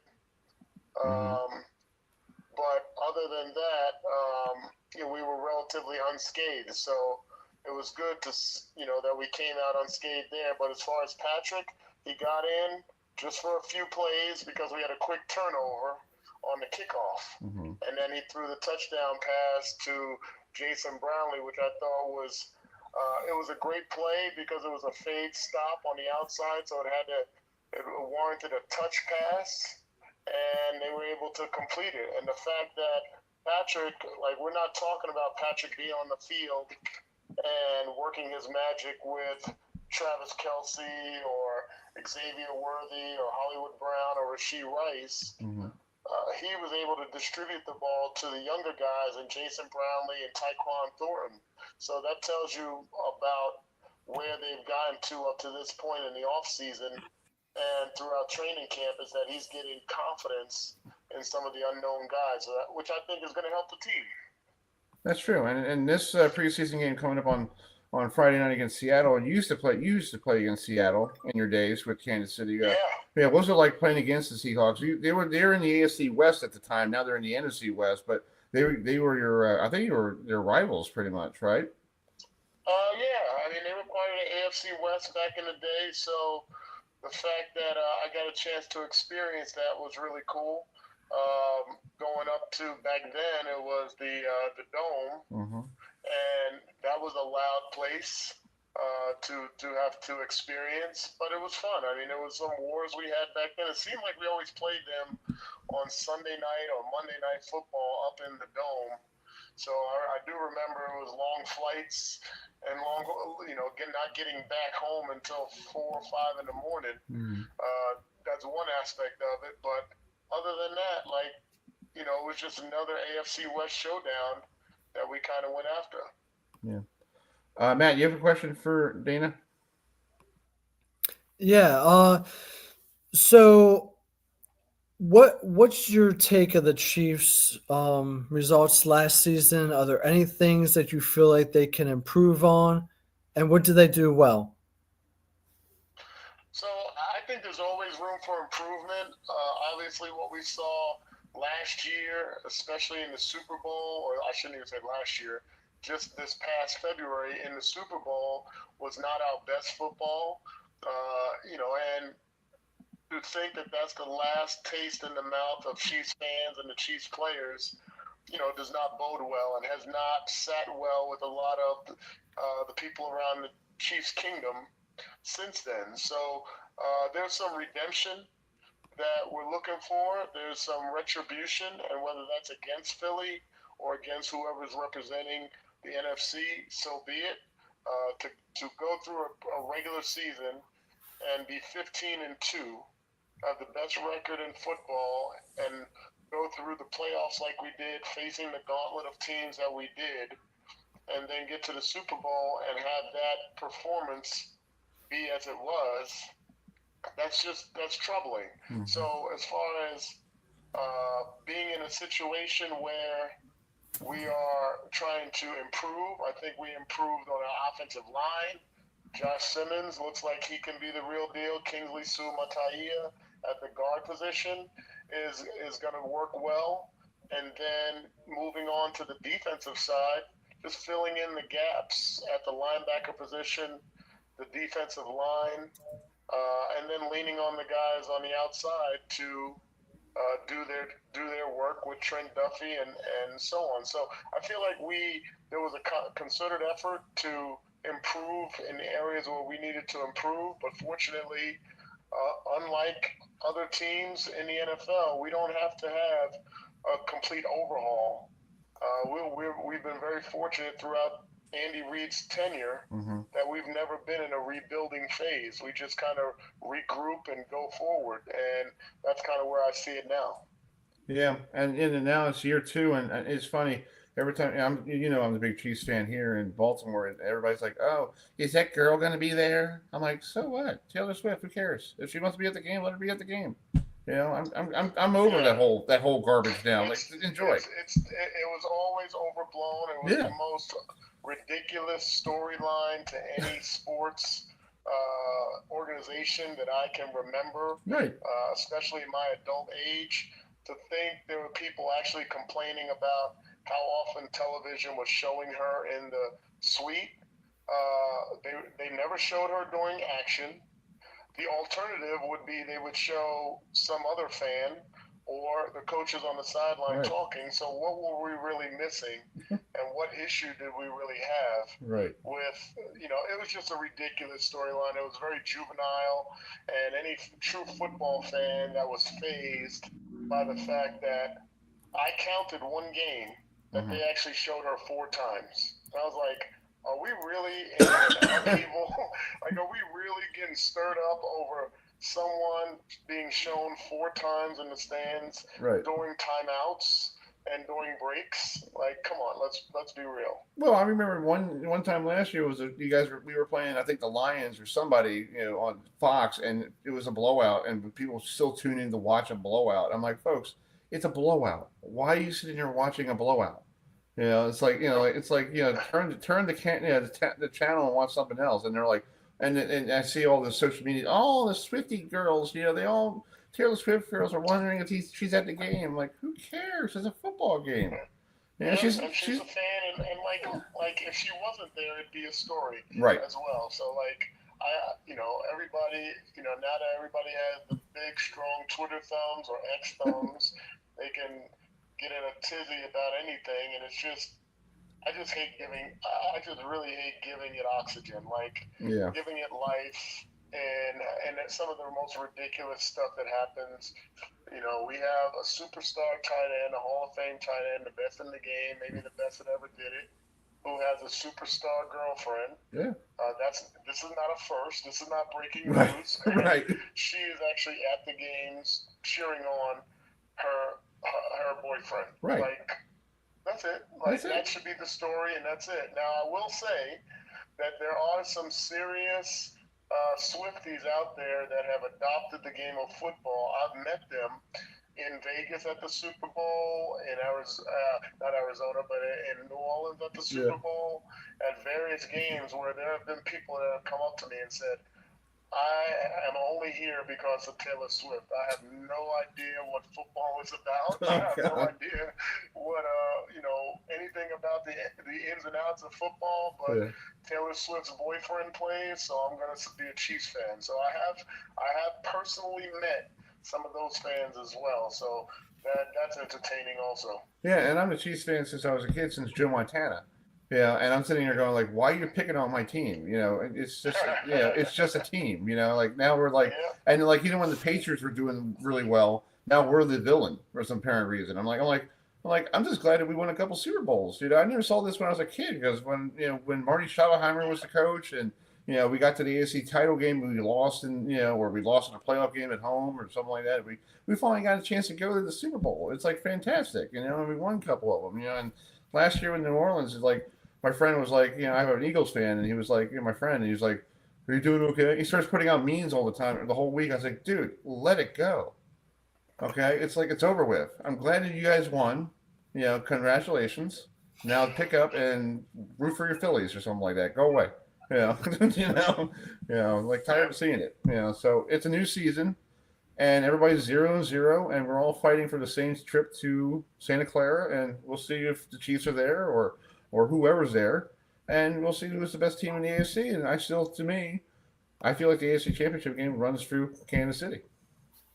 Absolutely. I think it's justifiable, and everybody's trying to figure out reasons and ways and answers as to why it should be someone else. But I think we've established over Patrick Mahomes' 7 years as being a starter, that we are the top echelon of the AFC, and we deserve to at least be in the conversation. Now, the games still have to be played, but the fact remains is that we are that team in the air until somebody else comes and unseats us, just like when Tom Brady was with the Patriots. Right. We are that team. So, we got to recognize that, and we got to understand that there's some pressure that comes with that. But at the same time, when it's kickoff, all that pressure's gone. The other team has to figure out a way to beat us, and I like our chances. Exactly. I know Adam wants to say one more thing before we let you go. So DANAN, do you see any teams in the AFC West that could be contenders with the Chiefs this year? I have two that could. The Las Vegas Raiders and the Denver Broncos. Would I be wrong? I think all three teams, the Raiders, the Broncos, and the Chargers, can definitely give us fits. If you look at how they played us in recent years, especially last year, they gave us some trouble. The Broncos could have technically beaten us twice had it not been for a blocked field goal to end the game here at Arrowhead Stadium. Mm-hmm. The Chargers are very talented, and they're just going to continue to get better under Jim Harbaugh. So, and then the Raiders, if there's been any team in the AFC West that could boast that they've had our number in recent years, I guess the Raiders could say that. They've given us probably the most trouble, even in the wins that we've had. So, to me, it's the recipe for success and getting to the Super Bowl is winning your division. I'll go back to the old Marty Schottenheimer statements. How do you do that? You win the games you're supposed to win, and you win the games at home. Right. So if we can do that recipe of winning the games at home and then beating the teams we're supposed to beat, then we'll be in a good shape in the AFC West and hopefully in the playoff picture. Exactly. Well, Danny, we got to run, but thank you so much for coming on the phone tonight. I hope you have a safe trip to Seattle, and we'll talk to you soon. All right, thank you guys. All right, man. Season. All right, see you, bud. Bye. Chris. Yes. It's still This year, this year, the AFC Championship game, it don't go through Kansas City. Okay. Adam. All right. Chris. Adam, you want to welcome in you had a chance to sit down some real. I did. So, first of all, well, Chris and I were in Charlotte. I had a chance to catch up with an ESPN personality that does a lot for the network. He's covered NASCAR in the past. He and Marty Smith do a show on Saturday morning called Marty and McGee. He does a lot with the SEC, but he was there in Charlotte at the ACC kickoff, so I had a chance to catch up with ESPN personality Ryan McGee. So, Chris, roll it. Play the interview. Yep. I'm here with the gentleman you know on the SEC Network every single Saturday, the co-host of the popular radio show. Marty and McGee. I'm the better looking one. Well, yes, you are. So, so just talk about working with a player like Marty Smith. You guys have covered NASCAR throughout the years. You guys do college football. What's it like to work with Marty?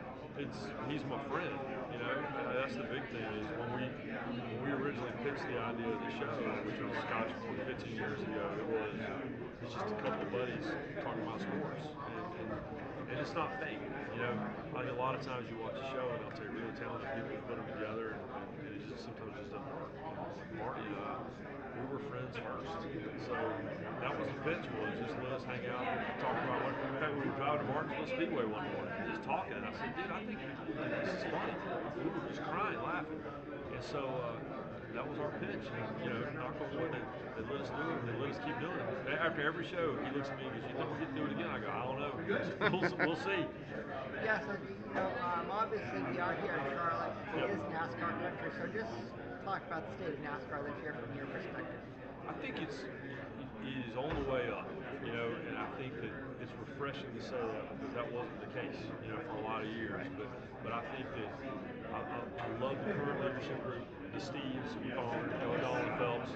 I love the fact that Jim France is kind of in the background, but has a hand on the wheel. And so what they do a good job of now, that they quite frankly didn't for a long time, was they do a really good job of keeping a foot in their past, which they should, but also keeping a foot, walking toward the future. And in the past, their decisions were a little too future focused, and they weren't taking care of their core fan base. And now I think they do a really good job of going back to Bowman Gray for the Splash, going to Wilkesboro, and I like the fact that they're willing to try, like the Chicago Street Race, just try some stuff. If it doesn't work, all those years I was on the road, they wouldn't mess with the schedule because they just don't want to mess with the schedule. We always went once, twice, and always went just out of habit. And so if it doesn't work, don't do it. But the willingness to try stuff, but also honoring your history. They finally figured that out, and for a long time they did not. Yeah, it's called, I've been watching NASCAR since I was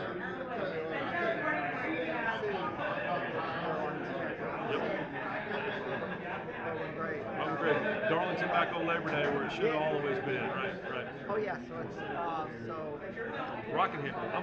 I'm born in Rockingham. Yes, you are. So to go, so I was there at the how Rockingham. Yeah. Oh my gosh. Got the Xfinity Series schedule this year, and the first series schedule, obviously. You know, would you like to see Rockingham back in the Cup Yes, Series? yeah. And the fact that we're even having that conversation is crazy to me because, you know, again, I still own a house there. Sometimes, a lot of times on Christmas, I'll sneak over to the racetrack just to see how it's doing. And people don't realize how terrible the condition is. So for them for it to look every bit as bad as it was, and for it to go from as terrible as it looked to how they were ready for that weekend. And if you'd have been there even 3 weeks, I was there for the test in January, like, there's no way they're going to be ready. And they were, and they'll only improve that from here. So, you know, I was born in Rockingham, I'll be buried in Rockingham. I want them to run a cup race there so bad. Oh yeah, I mean, I remember when Dale Earnhardt Sr. won a championship there, and it was like Jeff Gordon, Lenny Parsons, Kaye, all those guys clinched championships there, and I just want to see. I don't care where it is on the schedule. I just want to see it back on the schedule. I want to see it too. I mean, let's got some college football. Obviously, one of the key storylines this year is North Carolina having a real How do you think I think the learning curve is probably a little steeper than we thought it was going to be. We talk all the time about how college coaches struggle with going to the NFL. I think it as much as struggle going the other way. Maybe not as much because we do have payroll and we do have a general manager and we have all those things. But I think the coaching of the players is different. And even college coaches would say it was different than it was 5 years ago, obviously. But it's going to be fascinating to watch. We know he knows how to win football games. That's true. But North Carolina football has always had a season, right? They've not won the ACC since, 1980? And so, what are you going to do to get over that hump? And honestly, if Carolina can't do it with maybe the greatest coach in the history of the NFL, I don't know if they'll ever do it. But why not? My feeling all along was, why not hire him? You know, just give it a shot. And if it works, great. If it doesn't, it'll just be another chapter in that same story for Carolina. Can you just talk about, in the SEC, you've got Arch Manning in Texas, you've got so many storylines there. So, what's your take on some of the SEC football? I think that Texas is going to be really, really good, and we know that. I think that Georgia, if they can keep the players from getting arrested, can be really, really good, and we know that. Past that, there's a lot of teams that I think can beat like LSU. Garrett Nussmeier is the truth. Their defense is really good. But again, it's kind of like Carolina football. Ryan Kelly kind of has a glass ceiling until he can prove to us that he can get over that, get through that. Then I don't know. So past that, it's like kind of like that with everybody. I think Alabama could be really good. Kevin DeBoer got his offensive coordinator back, but he's still following Saban, and he still is a 9-4 team that lost their ball game last year. South Carolina has a potential Heisman candidate quarterback, but it's South Carolina, and so there's everybody has an asterisk. I think when we talk about Tennessee as a national title contender, had they kept the quarterback, and so outside of Texas and Georgia, maybe LSU, it's a lot of questions, and so it's as wide open as I think it's been in a long time. I mean, Vanderbilt could be anybody any Saturday. They proved that last year with Dave Bobby. So I think in the post-Saban era, we have no idea what's coming. I dig it, right? I know the SEC doesn't dig it when they don't win another championship, but I totally dig it for the season.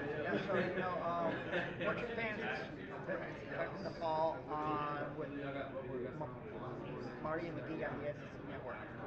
Yeah, we hit the road week 1. We'll go down to we're here at ACC, right? We'll go down to Atlanta, and we'll be there for Syracuse, Tennessee, from Virginia Tech, South Carolina, which is, Virginia Tech, South Carolina, Beamer Bowl. That's gonna be amazing. We asked Shane Beamer about it last week at SEC Media Days, and he's like, there's no way it won't be emotional for him. Oh yeah. And he played there. People forget that. He played with Michael Vick, and then we find out where we're going right before we go. We find out on Sunday morning where we're going next week. So we know we're in Atlanta week 1. Past that, we know we're going somewhere for 13 straight weeks. We just don't know where yet. Yeah. Until we go back to Atlanta in the summer. Ryan, thanks so much for Hey, absolutely. Thank you. And be sure to catch Ryan with Marty Schmitt every single Saturday during the upcoming college football season. That's right. We'll be every Saturday morning. See you there. All right. Hey. That was fun, Chris. I enjoyed talking to Ryan McGee. Audio there, but I hope people could hear it. It was a little bit Yeah. there, but it was still it was good to meet the guy. And I tweeted out yesterday that did you see that he made it a favorite? Nice. Yeah, he just gave us a thumbs up. Cool. So Yeah. Yes, because he was a really nice guy, to talk with. I know the audio was kind of low, but to be around those people from ESPN every year, it's like growing up. I never thought I'd know people from ESPN, and here I am now doing this now for 4 years, and I've talked to people from ESPN, the ACC Network, and the SC Network. It's like I know these people, and they know my name. It's like, whoa, cool. That's cool. That's a lot of fun. I think it's cool because we get a chance to sit down and talk to these people, and we don't. I mean, you see them on TV, and it's like, are they just as nice in person as they are on TV? Yes, they are. I think it's great, and like I tell people, like I do a podcast, and I get a chance to I do too. Meet people, and hey, congratulations on the show last night. I tuned in at the beginning. Oh, you did? And, okay, so what'd you think? I think it was great. Yeah, thanks for mentioning me. I really do appreciate that. Oh, you're of course. I mean, you are my. Yeah, so I will I really say do this. appreciate that. It really made me really happy last night. I was like, oh, that's yes. But if So you want to get the girls folks, on, the ladies, I think that'd be cool to talk football. I guarantee you, I can get Doreen on to preview to Texas Ohio State. I guarantee. Yeah, we get her on for the week of the 25th. I can get her. I will talk to her tomorrow. I have her email address, and it's like, yeah. Speaking of top songs, of the, I was looking around, like what's the number one song on this day? In 1991, I know we'll bring our next guest, and I think he likes some little George Strait,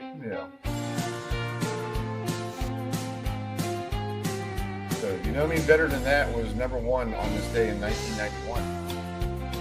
So that's pretty cool. Yeah. Since you left me, there's somebody new. King George. Everybody likes King George. I do. Yes. Yeah. Matt and Adam, there's a song that I want to tell you about. When I was down in Massanutten in Harrisonburg, Virginia. This is the first time down there. They had this like dance thing going on at the pool, and this song was playing. Okay, and I remember where I was. Okay, so let's play this. Okay.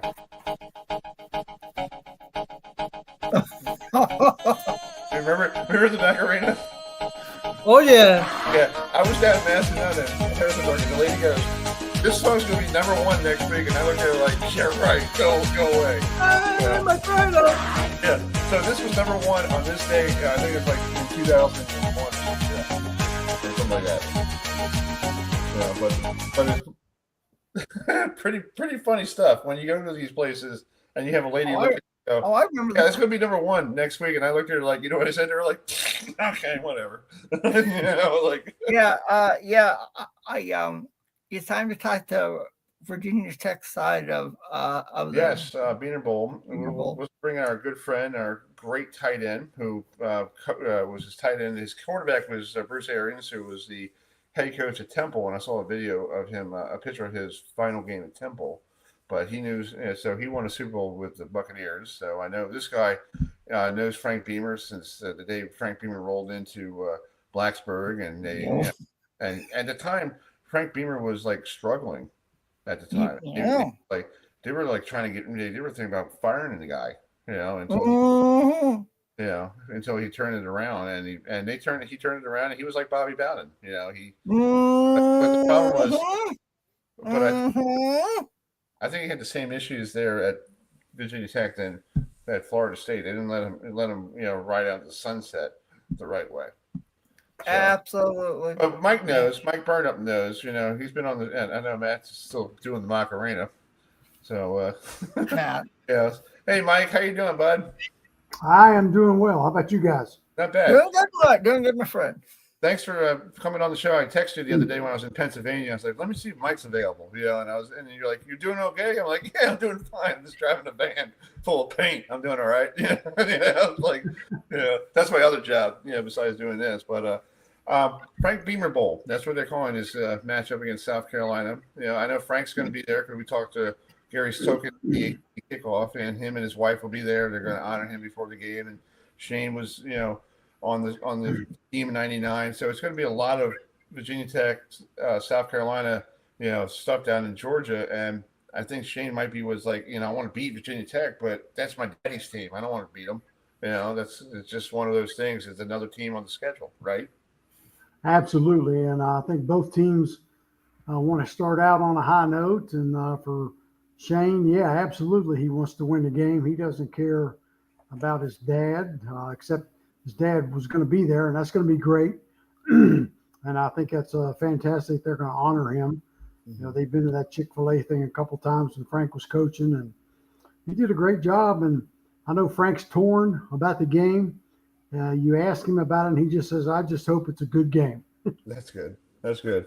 And you were there when Frank came to Virginia Tech, and in his early days, they were trying to run him out of town, right? And they weren't doing really well. Yeah, those first years, he was 2-9 and 3-8, and really struggled. Yeah. And he had to make some changes on his coaching staff. And, he brought a few new guys in and whatnot. And Dave Brain was the athletic director at the time, gave him another chance. And, he started turning around in that 1994 season, I guess, when they went to the Independence Bowl and then the Sugar Bowl, and then the string started. Mm-hmm. Yeah, that's true. And do you see anything with the coach now at Virginia Tech? Any similarities? Because he was on Frank's staff, and we saw him at the ACC kickoff. I got a chance to talk to him, on the side, and he's a cool dude. I think he's going to be great for Virginia Tech. Do you see any similarities with him? Because I know his first year he struggled, and now he's slowly getting the program back to where it was. Where Justin Fuente left. Trying to turn that mess around. I feel like they're on the right way to go up. Yeah, they are. I mean, he's a perfect fit for the job. He's like a Frank Beamer clone. He knows exactly how it was back when they were good in the mid to late 90s when Brent was here before. So he knows how to win. He's trying to do it the right way. Mm-hmm. I think his hands have been tied a little bit with the money that they've been able to get him to get into the portal and the NIL and whatnot. But, I thought he's done his job. He's done his homework, and he's got the pieces to fit. And I think they're cautiously optimistic this year. They understood, and they know last year they underachieved. I mean, that team had 17 guys that either got drafted or went to NFL camps. And they had a lot of talent on that team. They just could not close out games. I think they were 0-6 in one-score games or something, lost 2 in overtime. And so he made some changes on his staff, a new offensive coordinator, new defensive coordinator, new offensive line coach, and he's got a new strength and conditioning coach that's got the guys in much, much better shape now. That's true. Adam, you have a question for Mike? Yeah, Mike. So for this year, a lot of people are thinking Virginia Tech is going to have a down year. So just talk about why Virginia Tech is going to have a good year, in your opinion. Well, I think they're flying under the radar, Adam, and I think that's where they like it. Last year there was so much pub that, you had 90% of your production back and this and that, and Drones had a great year the year before, and he's back. And, he got hurt and got banged up. So did Bashal Tootin late in the season. And, so they couldn't close out games. And so I think they understood that. The new strength and conditioning coach is Jarrett Ferguson. He played here in that national championship team. He was a disciple of Mike Gentry. And those guys had some of the best teams back then. And he worked them this summer harder than they've ever worked. He said, you guys are going to be able to play 2 games instead of 1. If it goes to overtime, you're going to be fresh and ready to go. Because he felt like they weren't in good condition. And what happens there, you cramp up, you have mental mistakes, you collapse a little bit, and you end up losing those close games. And that's what they did last year. But Jarrett's been a big plus in kind of righting the ship in that regard. Man, you got a question for Mike? Matt? Matt, you have a question? Yep. So so what are some things that Virginia Tech has to do better and improve on from last year to this year? Well, first of all, they got to keep Kyron Drones healthy. And I think with the offensive line, all 5 of those guys from last year are gone. A couple of them transferred and a couple of them went to the portal. So they got a whole new offensive line, which they're really kind of high on right now. And so the biggest thing there is to keep Kyron Jones healthy and keep him in the games. They did get a backup quarterback from Oklahoma State called Garrett Rangel. He's got a live arm, very good. He's challenging Pop Watson for the backup quarterback spot. Last year it took 3 guys, Matt, 3 quarterbacks, and went through them all. And Pop Watson was the 3rd quarterback, and he ended up starting against the last couple of games, the bowl game and against UVA. Won against UVA, lost the bowl game when he had half of the team. So they got experience there. They got some good wide receivers that have come in with some depth there. And running back by committee with the 3 kids that they brought in to take Tootin's part. And I think defensively is going to be a little different too, a little different scheme. And so I think the best thing going for those guys, Matt, for this year coming up, especially in the opening game, is that they got a new offensive coordinator, new defense coordinator. And I don't think South Carolina knows exactly what to expect from either one of those guys on either side of the football. And so that thing could come down to some nice halftime adjustments, and I'll see what happens there. But I think the element of surprise will help the Hokies out a little bit. Yeah, I think this game is going to be great. It's Sunday night, Sunday afternoon. Yeah, right before Florida, Miami taking on Notre Dame, so everybody's going to be glued into this game, and and all these games is that next weekend of the August 30th. It's like football is going to be around the corner, and we're going to be football until February with the Super Bowl and all that stuff. So it's a great time of year, Mike. This time of year getting ready for games. Mm-hmm. Yeah, no doubt. And that first couple weekends, they got some great games on. You think about just in the league, the Florida State game, and look at Clemson's going to Death Valley, and they got the Death Valley game, and the Hurricanes and the Catholic and the conflict, Catholics and the convicts. Yes. Miami Notre Dame. So there's some great games on all across the globe, even in Ireland, and so the season's going to start off with a bang, and you can't get depressed and deflated like what happened to Florida State last year in their opener. And, of course, they go on and win 2 games for the whole year. So it's going to be exciting, fun to watch, great time of year, and I know everybody's excited about it. Yeah, exactly. And it starts next weekend with the games like you said, Ireland. You got Kansas playing each other, and you got Stanford, the new ACC, taking on Hawaii. It's going to be fun to watch. It's some great competition, and that's what you want to see to open up the season, kind of let you know what you got and what direction you got to go in. And the Hokies, for them, it's going to be a short week. They got another SEC game 6 days later against Vanderbilt, who they lost to in overtime at Vandy last year with Diego Pavia. So, the first 2 games are going to be tough for the Hokies. They're not going to be favored in the first one. The crowd's going to be in favor of South Carolina. It's going to be a hostile environment, but they're going to be big favorites, and we'll see what happens. That's why you played the game. Yeah. And I'll say this. I'll say this about Vanderbilt. As long as Diego Pavia doesn't run his big fat mouth like he has, I hope it is a competitive game. The first couple of games between Virginia Tech, South Carolina, and then Vanderbilt, and then you host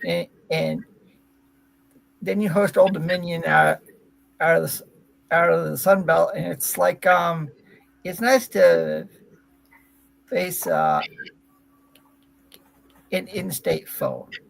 Yeah, it's a golden opportunity for the Hokies because they got 2 tough openers against the SEC teams, and everybody knows they're the best in the country, and they like to talk about it and tout it. And you saw the rankings came out. South Carolina was a top 15 team, and they got all those teams ranked. So it's a good opportunity for the Hokies flying under the radar, and we'll see what happens. Exactly.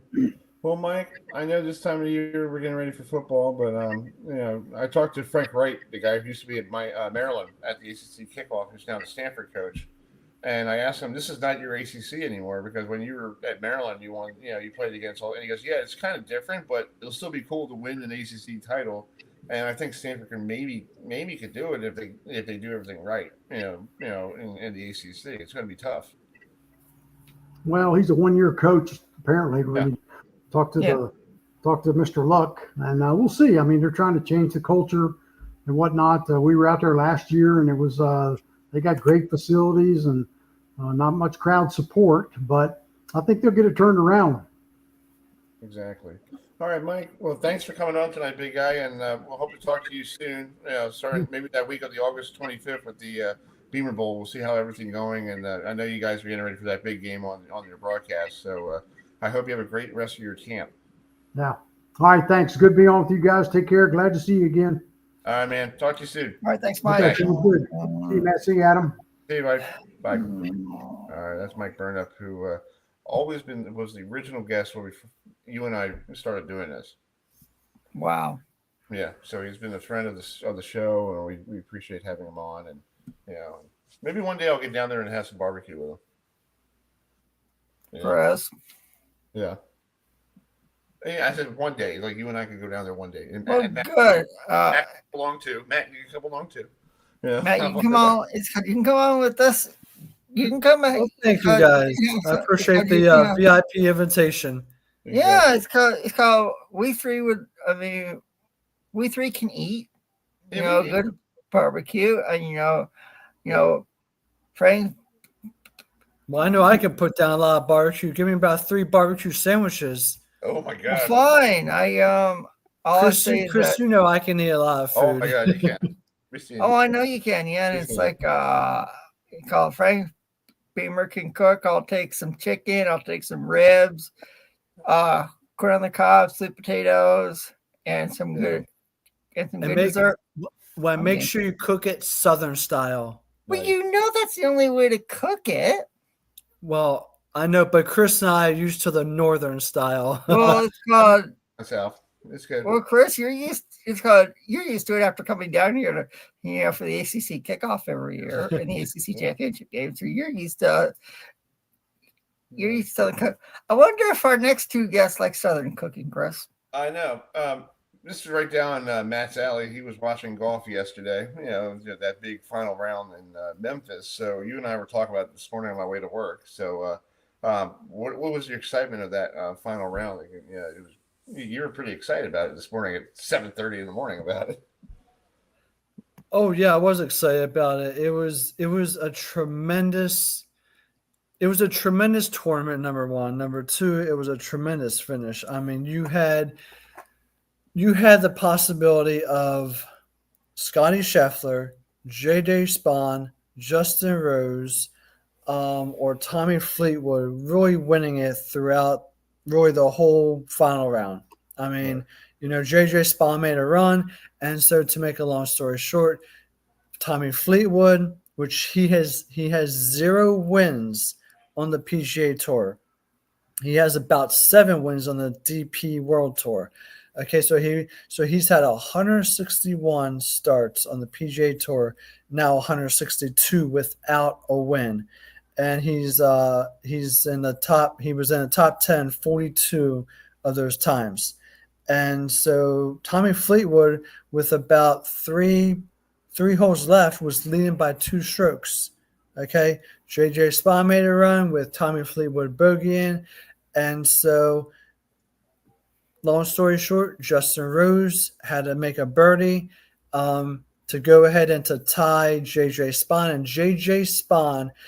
And Scotty Scheffler birdied on the last hole. So Scheffler was only 1 shot off with away from going to the playoff. So you had J.J. Spahn and Justin Rose go ahead and go to the playoff. So they played the 18th hole 3 times. So here's the thing. The 18th hole, the first playoff hole, okay, they went ahead. Both of them hit it. Justin Rose almost hit it in the water, okay? They both go ahead and made a par.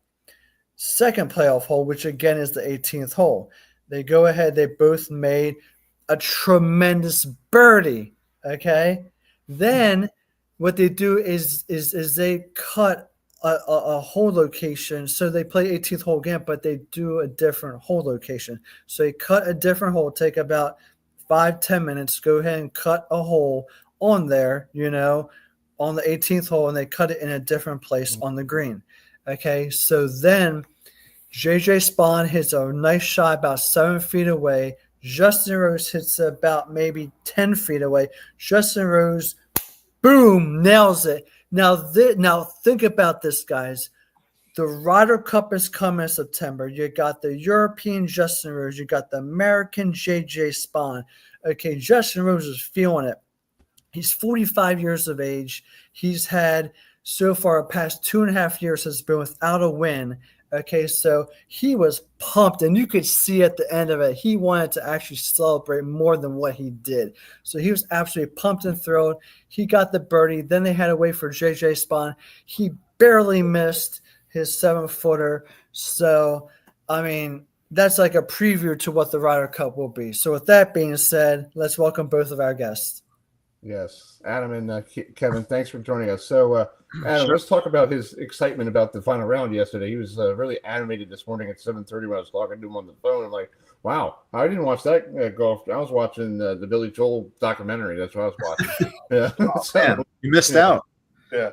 So, just talk about your experience with that and coming into this weekend here in Maryland. A big golf tournament in Maryland. It hasn't been here in a while, so it's right out my back door, and I'm going to try. I can't get there this weekend, but I'll try to avoid the traffic. But yeah, talk about it. Yesterday was definitely high level excitement. I mean, I think Matt did a pretty good job of describing what was one of the better final rounds of the entire season. I mean, like you said, so many guys. It looked like I feel like I wrote 3 or 4 different leads for who's, depending on at the moment who was leading and who I thought I was going to be writing about as the winner of this tournament. And I got to give it to Justin Rose. He was probably the least likely to win this tournament. It seemed like going into the after with 5-6 holes to go, but got the putter going. Made a great birdie at 14. He said that was really key. Only 2 birdies on that hole all day, and he had one of them. And then birdied the next 3. So four birdies in a row. 22-footer at 17 to tie, and had a really good look at 18 to win it outright. Missed a 13-footer. It's about the only thing he didn't make, and actually had the same putt in the playoff, almost exactly hit the ball to pretty much the same spot, and missed that again. But then was so clutch with the other 2 holes. Wins it in 3 playoff holes. Hadn't won since 23 at the AT&T, and to win at 45, there's not a lot of guys getting it done really after 40. And by 45, guys are just hanging on for dear life. A lot of them are broadcasting and, trying to find something else to do to fill the time until they get to 50, because it's hard to compete against these young guys these days.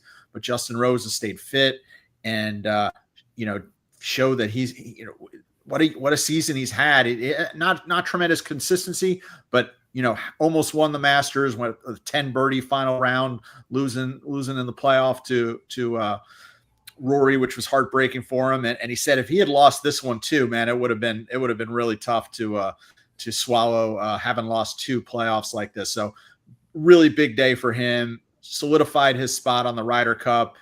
He hadn't been back to East Lake for the Tour Championship since 2019. He's 4th now in the FedEx Cup, so he's all set to make it back to East Lake, and shows he's still got it, and he can do it in those big moments. He's still a guy who can come through in the clutch.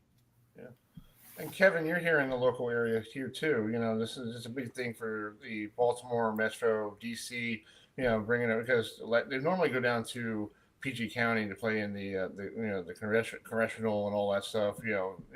But this is the first one up this area in a very long time. So what's your take in this area and in the vibe of the tournament here in Maryland? Yeah, thanks for having me on, guys. I think the main thing is, in talking to a lot of former tour players that I've worked with at PGA Tour Live, it's like they're starved for golf up in the Northeast. And they know that there's a lot of great golf in our area. Congressional's just one, but I know Philly Cricket was raved about earlier this year. And I know the locals are pumped to get out there and see the top 50 players in the world go at it. So yeah, I think it's completely different from last year. They were out in, was it Castle Rock, right? So Castle Pines. So it's completely different from a year ago. But we're pumped here in the DMV. Yeah, it looks like this course has been remodeled. So it looks like I'm on the one of the power rankings for PGAtour.com. It said it now plays it's pretty large. Some guy kept the scorecard from 2021. So I guess it's the same distance probably, or have they made any improvements there? I think they tacked on some distance to it. They also converted 2 of the par 5s to par 4s. They were 27 under it took to get into a playoff last time. That's ridiculous scoring. Bryson had a putt for 59 that he missed. So the scoring was incredibly low, and I think the members were like, "Wait a second, this is we don't like seeing our course getting ripped apart like this." So they've made some modifications, fixed some of the contours of the greens. They're tightening fairways, growing the rough. I think something more like 15 to 18 under wins, and I don't know if it should play. They changed the drainage, so I think they're hoping it's gonna. I don't know. I didn't look at the weather forecast yet, but hoping it'll play a little faster and firmer and tougher for sure. I learned that on the Weather Channel because they had a clip, a little segment a couple of weeks ago about the golf courses. Like in the morning, it's a little more the dew and it's faster in the morning, and when the sun comes out, it dries it up. It makes it slower. Or I think I have it all mixed around, but it's pretty cool to watch on the weather. It was really cool what they did. So I learned a little bit about the golf courses. So not bad. Yeah. So Adam, you have a question for Kevin? Yeah, I do. Adam? So it was announced a while back that Ian Baker Finch is retiring from being a golf commentator at the end of the year. We know how incredible of a golfer he was back in the day. So starting with you, Kevin, since you do play-by-play for the PGA Tour Live, what's your take on how Ian Baker Finch has turned from being a tremendous golfer now to a really great broadcaster for CBS Sports? Yeah, I think Adam can probably speak to this a little bit better. I haven't been in golf as long, but I've always admired what he's been able to do on the air. I think for a while CBS really has been the class of network broadcasting, especially in golf, and he's been such a big part of that. And then I think over the last 2 weeks, I was on site at the Wyndham Championship, and the outpouring love for this guy was something I haven't really seen something like that for just a retirement. And from outside looking in, it's like they really, really liked this guy and loved working with him and loved him as a person. So just from that, like you could feel it. I was on the range the Sunday before the leaders teed off with that whole broadcast crew, that whole CBS crew, and you could tell the moment was big because it was IBF's last broadcast. And that was special for me because I aspired to be, up there one day at CBS. So I thought that was really cool. That's really how much I can speak to it. Just the outpouring love and support for that guy and how cool it was to be there for his last broadcast. Yeah, everybody loves Ian Baker Finch. Just an absolute legend. You mentioned the career. He won the British Open, lost his game, and that kind of was his avenue into he couldn't hit a fairway. He just totally lost his game. A few players that have lost it quite the way he did, trying to make some changes to his swing and then never could get back to what he had. But that was his avenue into getting into broadcasting. And 19 years with CBS, 30 overall. And he just was a fixture, just someone, that you knew he was part of the broadcast for most of this, all these years. A really, a solid guy, his distinctive voice that stood out. Not very confrontational, really kind of came at it from that player perspective of I know this game is really tough and these guys are they're working so hard and they're trying so hard. Didn't have that Johnny Miller, talking about the choke factor and stuff, but just the guy did his homework. He was out there putting, 3 hours before he went on the air to figure out the breaks and stuff and really know the course, and did his homework to talk to players on the range the way Kevin does as well. And I do as well, to kind of get the inside stuff that people want to hear. I think he was just, he was solid, I think is the best way I could say it. Is he did everything you wanted it from him and was a really good fit with that team. And you could tell that everybody there really cared and loved him. And, this was a choice he decided to make. He's coming up to 65. He said he's been traveling to some of these tournaments for 40 straight years, both as a player and an announcer, and he wanted to do some new things in his life. So I think it was I'm happy for him. And I think we'll still see him, in the golf world doing some stuff in terms of golf course design, and he'll keep his hand in a few ways, and we'll still hear from Ian Baker Finch. Yeah, and I will say that we've seen a lot of golfers take their career from being golfers to being broadcasters. What's your take? So who do you think can be a good successor for Ian Baker Finch from everything that you've seen from, broadcast or from golfers who are now broadcasters?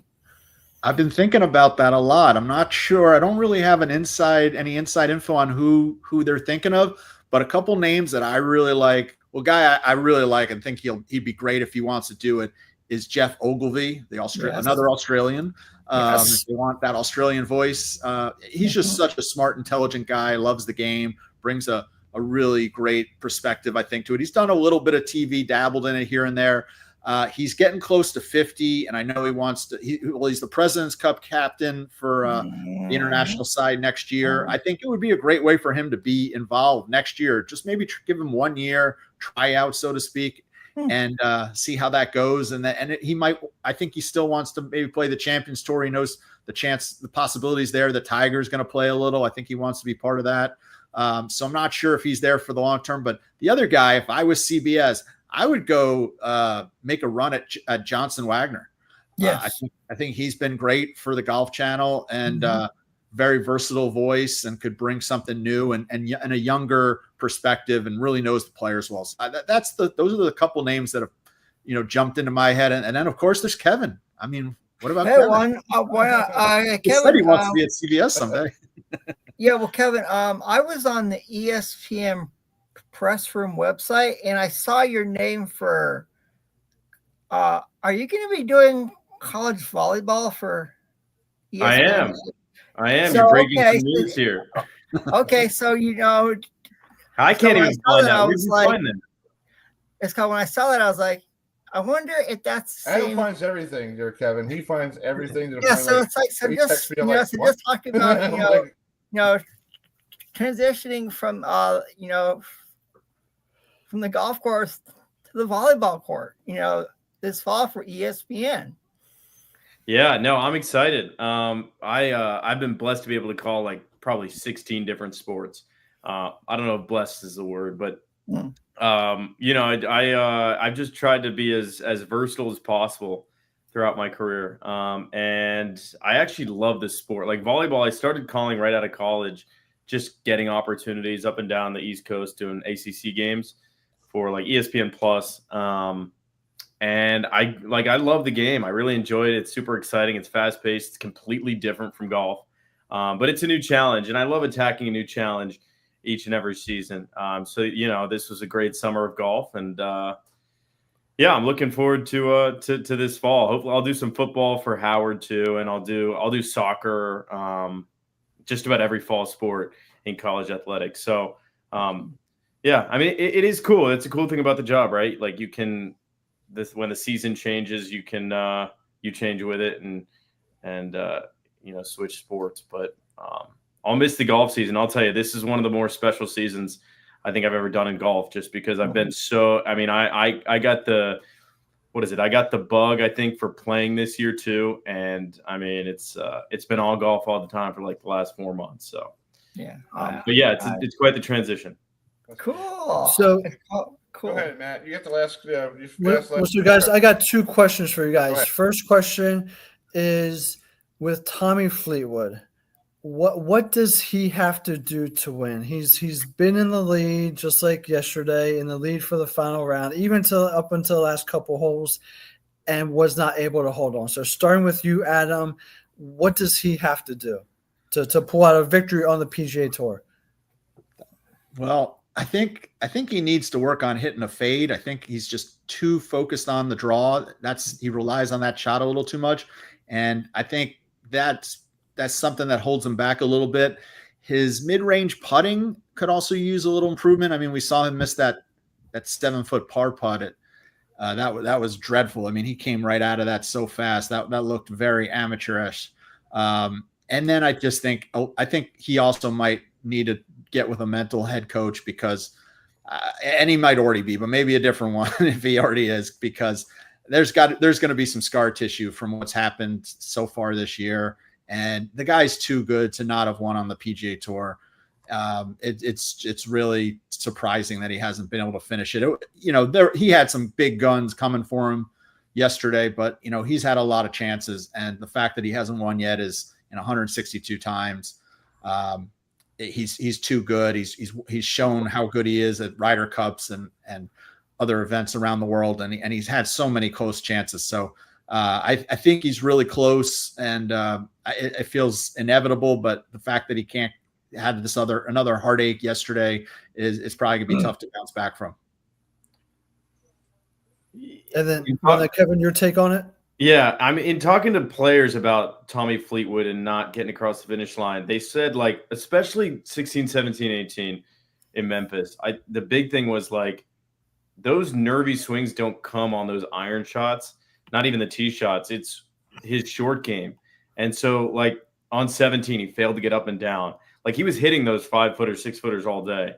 And like Adam said, like, that was a nervy putting stroke. And so, like, yeah, it was the short game that he struggled with. Man, he has such a good attitude about it too, right? Like, he is such a positive person, so easy to root for. And, it's funny. Did you see Justin Rose posted that picture on Instagram? They went on vacation, I think, last week. Yeah. And then he just goes out and offers him the heartbreak in Memphis. But I think he'll do it. I think it's a matter of time, and we'll see. That's cool. I mean, he's a really good golfer. He's got 42 top 10s on the PGA Tour. So never win.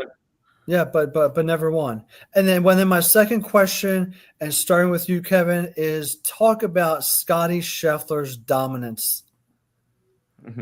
Yeah, I mean, Adam can probably speak more from a historical context, but from what I've seen, I think that his floor is so high. Like, I saw a stat in his last. I think it was in his last, like, 12 starts, he's top 8 or better. It's something like that. And so, like, his floor is so high that he's always in contention. It's funny, like, you see the people saying, like, yeah, it just wasn't his week, and he finished 3rd or 4th. And so I think that's the most important thing that people haven't talked about as much this year. Of course, he's been able to win a ton. He wins big events, but he's always right there. He doesn't really have a bad week unless he cuts his hand making dinner, And then he was still top 25 pretty consistently at the beginning of the year. So I think that's the biggest thing in my mind. And then, Kevin, to say what you were saying about the top 12, and the last person to do it was 13 straight top 8 finishes, and that was Tom Weiskopf back in the 70s. There you go. But yeah, Adam, so just talk about, his Scotty Scheffler's dominance and his mindset is unbelievable, how he's able to just tune everything out and just really focus on one shot at a time. Yeah, it's, I didn't think we'd see anyone like Tiger, but more and more, it's starting to feel very Tiger-esque, the winning by 4 or 5 strokes at majors pretty much every time when he wins. I mean, if he putts half decent, he's going to win. And occasionally now, I mean, the way he putted at the British Open just blew me away. I just couldn't believe all those par putts that he kept holing on the front 9. And anytime he does make a bogey, he bounces right back with a birdie. That's another incredible trait that he has. The guy's got it. He's got it all right now. The fact that he didn't win this past week at FedEx, I mean, the putts just were burning the lips. He hit more lips than the drunk dentist. I just think that, he's probably going to win the next two events and then take some time off and give these guys a little bit of a chance. But I expect just more and more success from him the way he's playing. But just real quick, what does his dominance mean for the game of PGA, the PGA golf? What does all that mean? Well, I think whenever there's been somebody who's dominant, people love to watch that dominant player. We loved watching Tiger. More people would tune in to watch him win by 10 or 12 than pretty much any of the other close wins. There's something about it you just had to watch to see how brilliant he could play. And I think we still want to see what's the best out of Scotty. We want to see a rival, though. We'd like to see Rory or Ludwig Oberg or somebody who's going to give him a good run for his money and make it a little harder for him to get from that 4 majors to 8 or 10 or 12 or wherever he's headed at this point. And he's kind of been dominating the Player of the Year award. I think we want to see somebody who can make him work a little harder. I think there's some guys that are chasing him, but Xander was on his kind of on his heels getting close, and this year took a step back. So we're waiting to see who's got it. And it's probably somebody who's just, maybe still in college. It could be this kid, Jackson Coyvin or Luke Clanton. We'll wait and see. But right now, Scotty's kind of in a league of his own. Amen. All right, guys. Thanks for joining us tonight. And thank you for coming on. And hopefully you guys enjoy the golf here in Maryland. And hopefully we have a great weekend of weather. So thank you, Adam. Thank you, Kevin. Thanks for coming on. Sure. Good to be with you guys again. Appreciate it. Talk to you soon. Thanks, guys. Yeah. Bye. All right. Hey, it's called. I know someone who could work for CBS Sports for golf. I did. Matt. Yeah. Why not? Yeah, Thank you, Adam. Okay. Why not? I mean, your game just as much as those announcers do. I mean, CBS Sports. If you're anyone at CBS Sports, if you're watching. There's your guy. Thank you, Adam. I appreciate that. Of course, not Frank. Of course. Get down there, Matt. You know your stuff, like me in bowling, and Matt in bowling. Yeah. Thank you. Yeah. Yeah. I'm the walking dictionary. That's what somebody told me the other day about sports. So, all right, folks, we're going to wrap it up. We went over a little bit here. We'll be back next Monday at 7:30. We'll have some great week 0 matchups. We got some people coming on. We also have Alan Roach, who does the voice, the PA system, Adam, for the NFL Network and the NFL. Oh yeah. Yeah, he's going to join us next week. We're going to talk about his career because he's the guy who, attention, please. You're. Oh yeah, I know that. Cool. Look forward to that. So, well, I hope you guys enjoy the golf this weekend here in Maryland. If you are in Maryland, go see this great golf course. Support our local golf course so we can have it here again real soon. And if you see me drive around, please don't knock me off the road. So that's the question. That's right. It's called Chris will have a lot of. No, dude, I saw before I go, I saw all the signs around here today. Parking lot AZ over here. Dude, they're parking people in Timonium to come over to the golf course. Really? Yeah. Like literally over near where the York Road and the where the State Fair is. They're actually wow. Yeah. So crazy. So anyway, we're going to leave you tonight with a classic great song from Eric Clapton. I was listening to this on my way down to Charlotte the other day or a couple weeks ago. It's Sweet Home Chicago. This is Eric Clapton's version of it. So I hope you enjoy it. We'll see you all next Monday night at 7:30. Until then, have fun. Good night, everybody. More.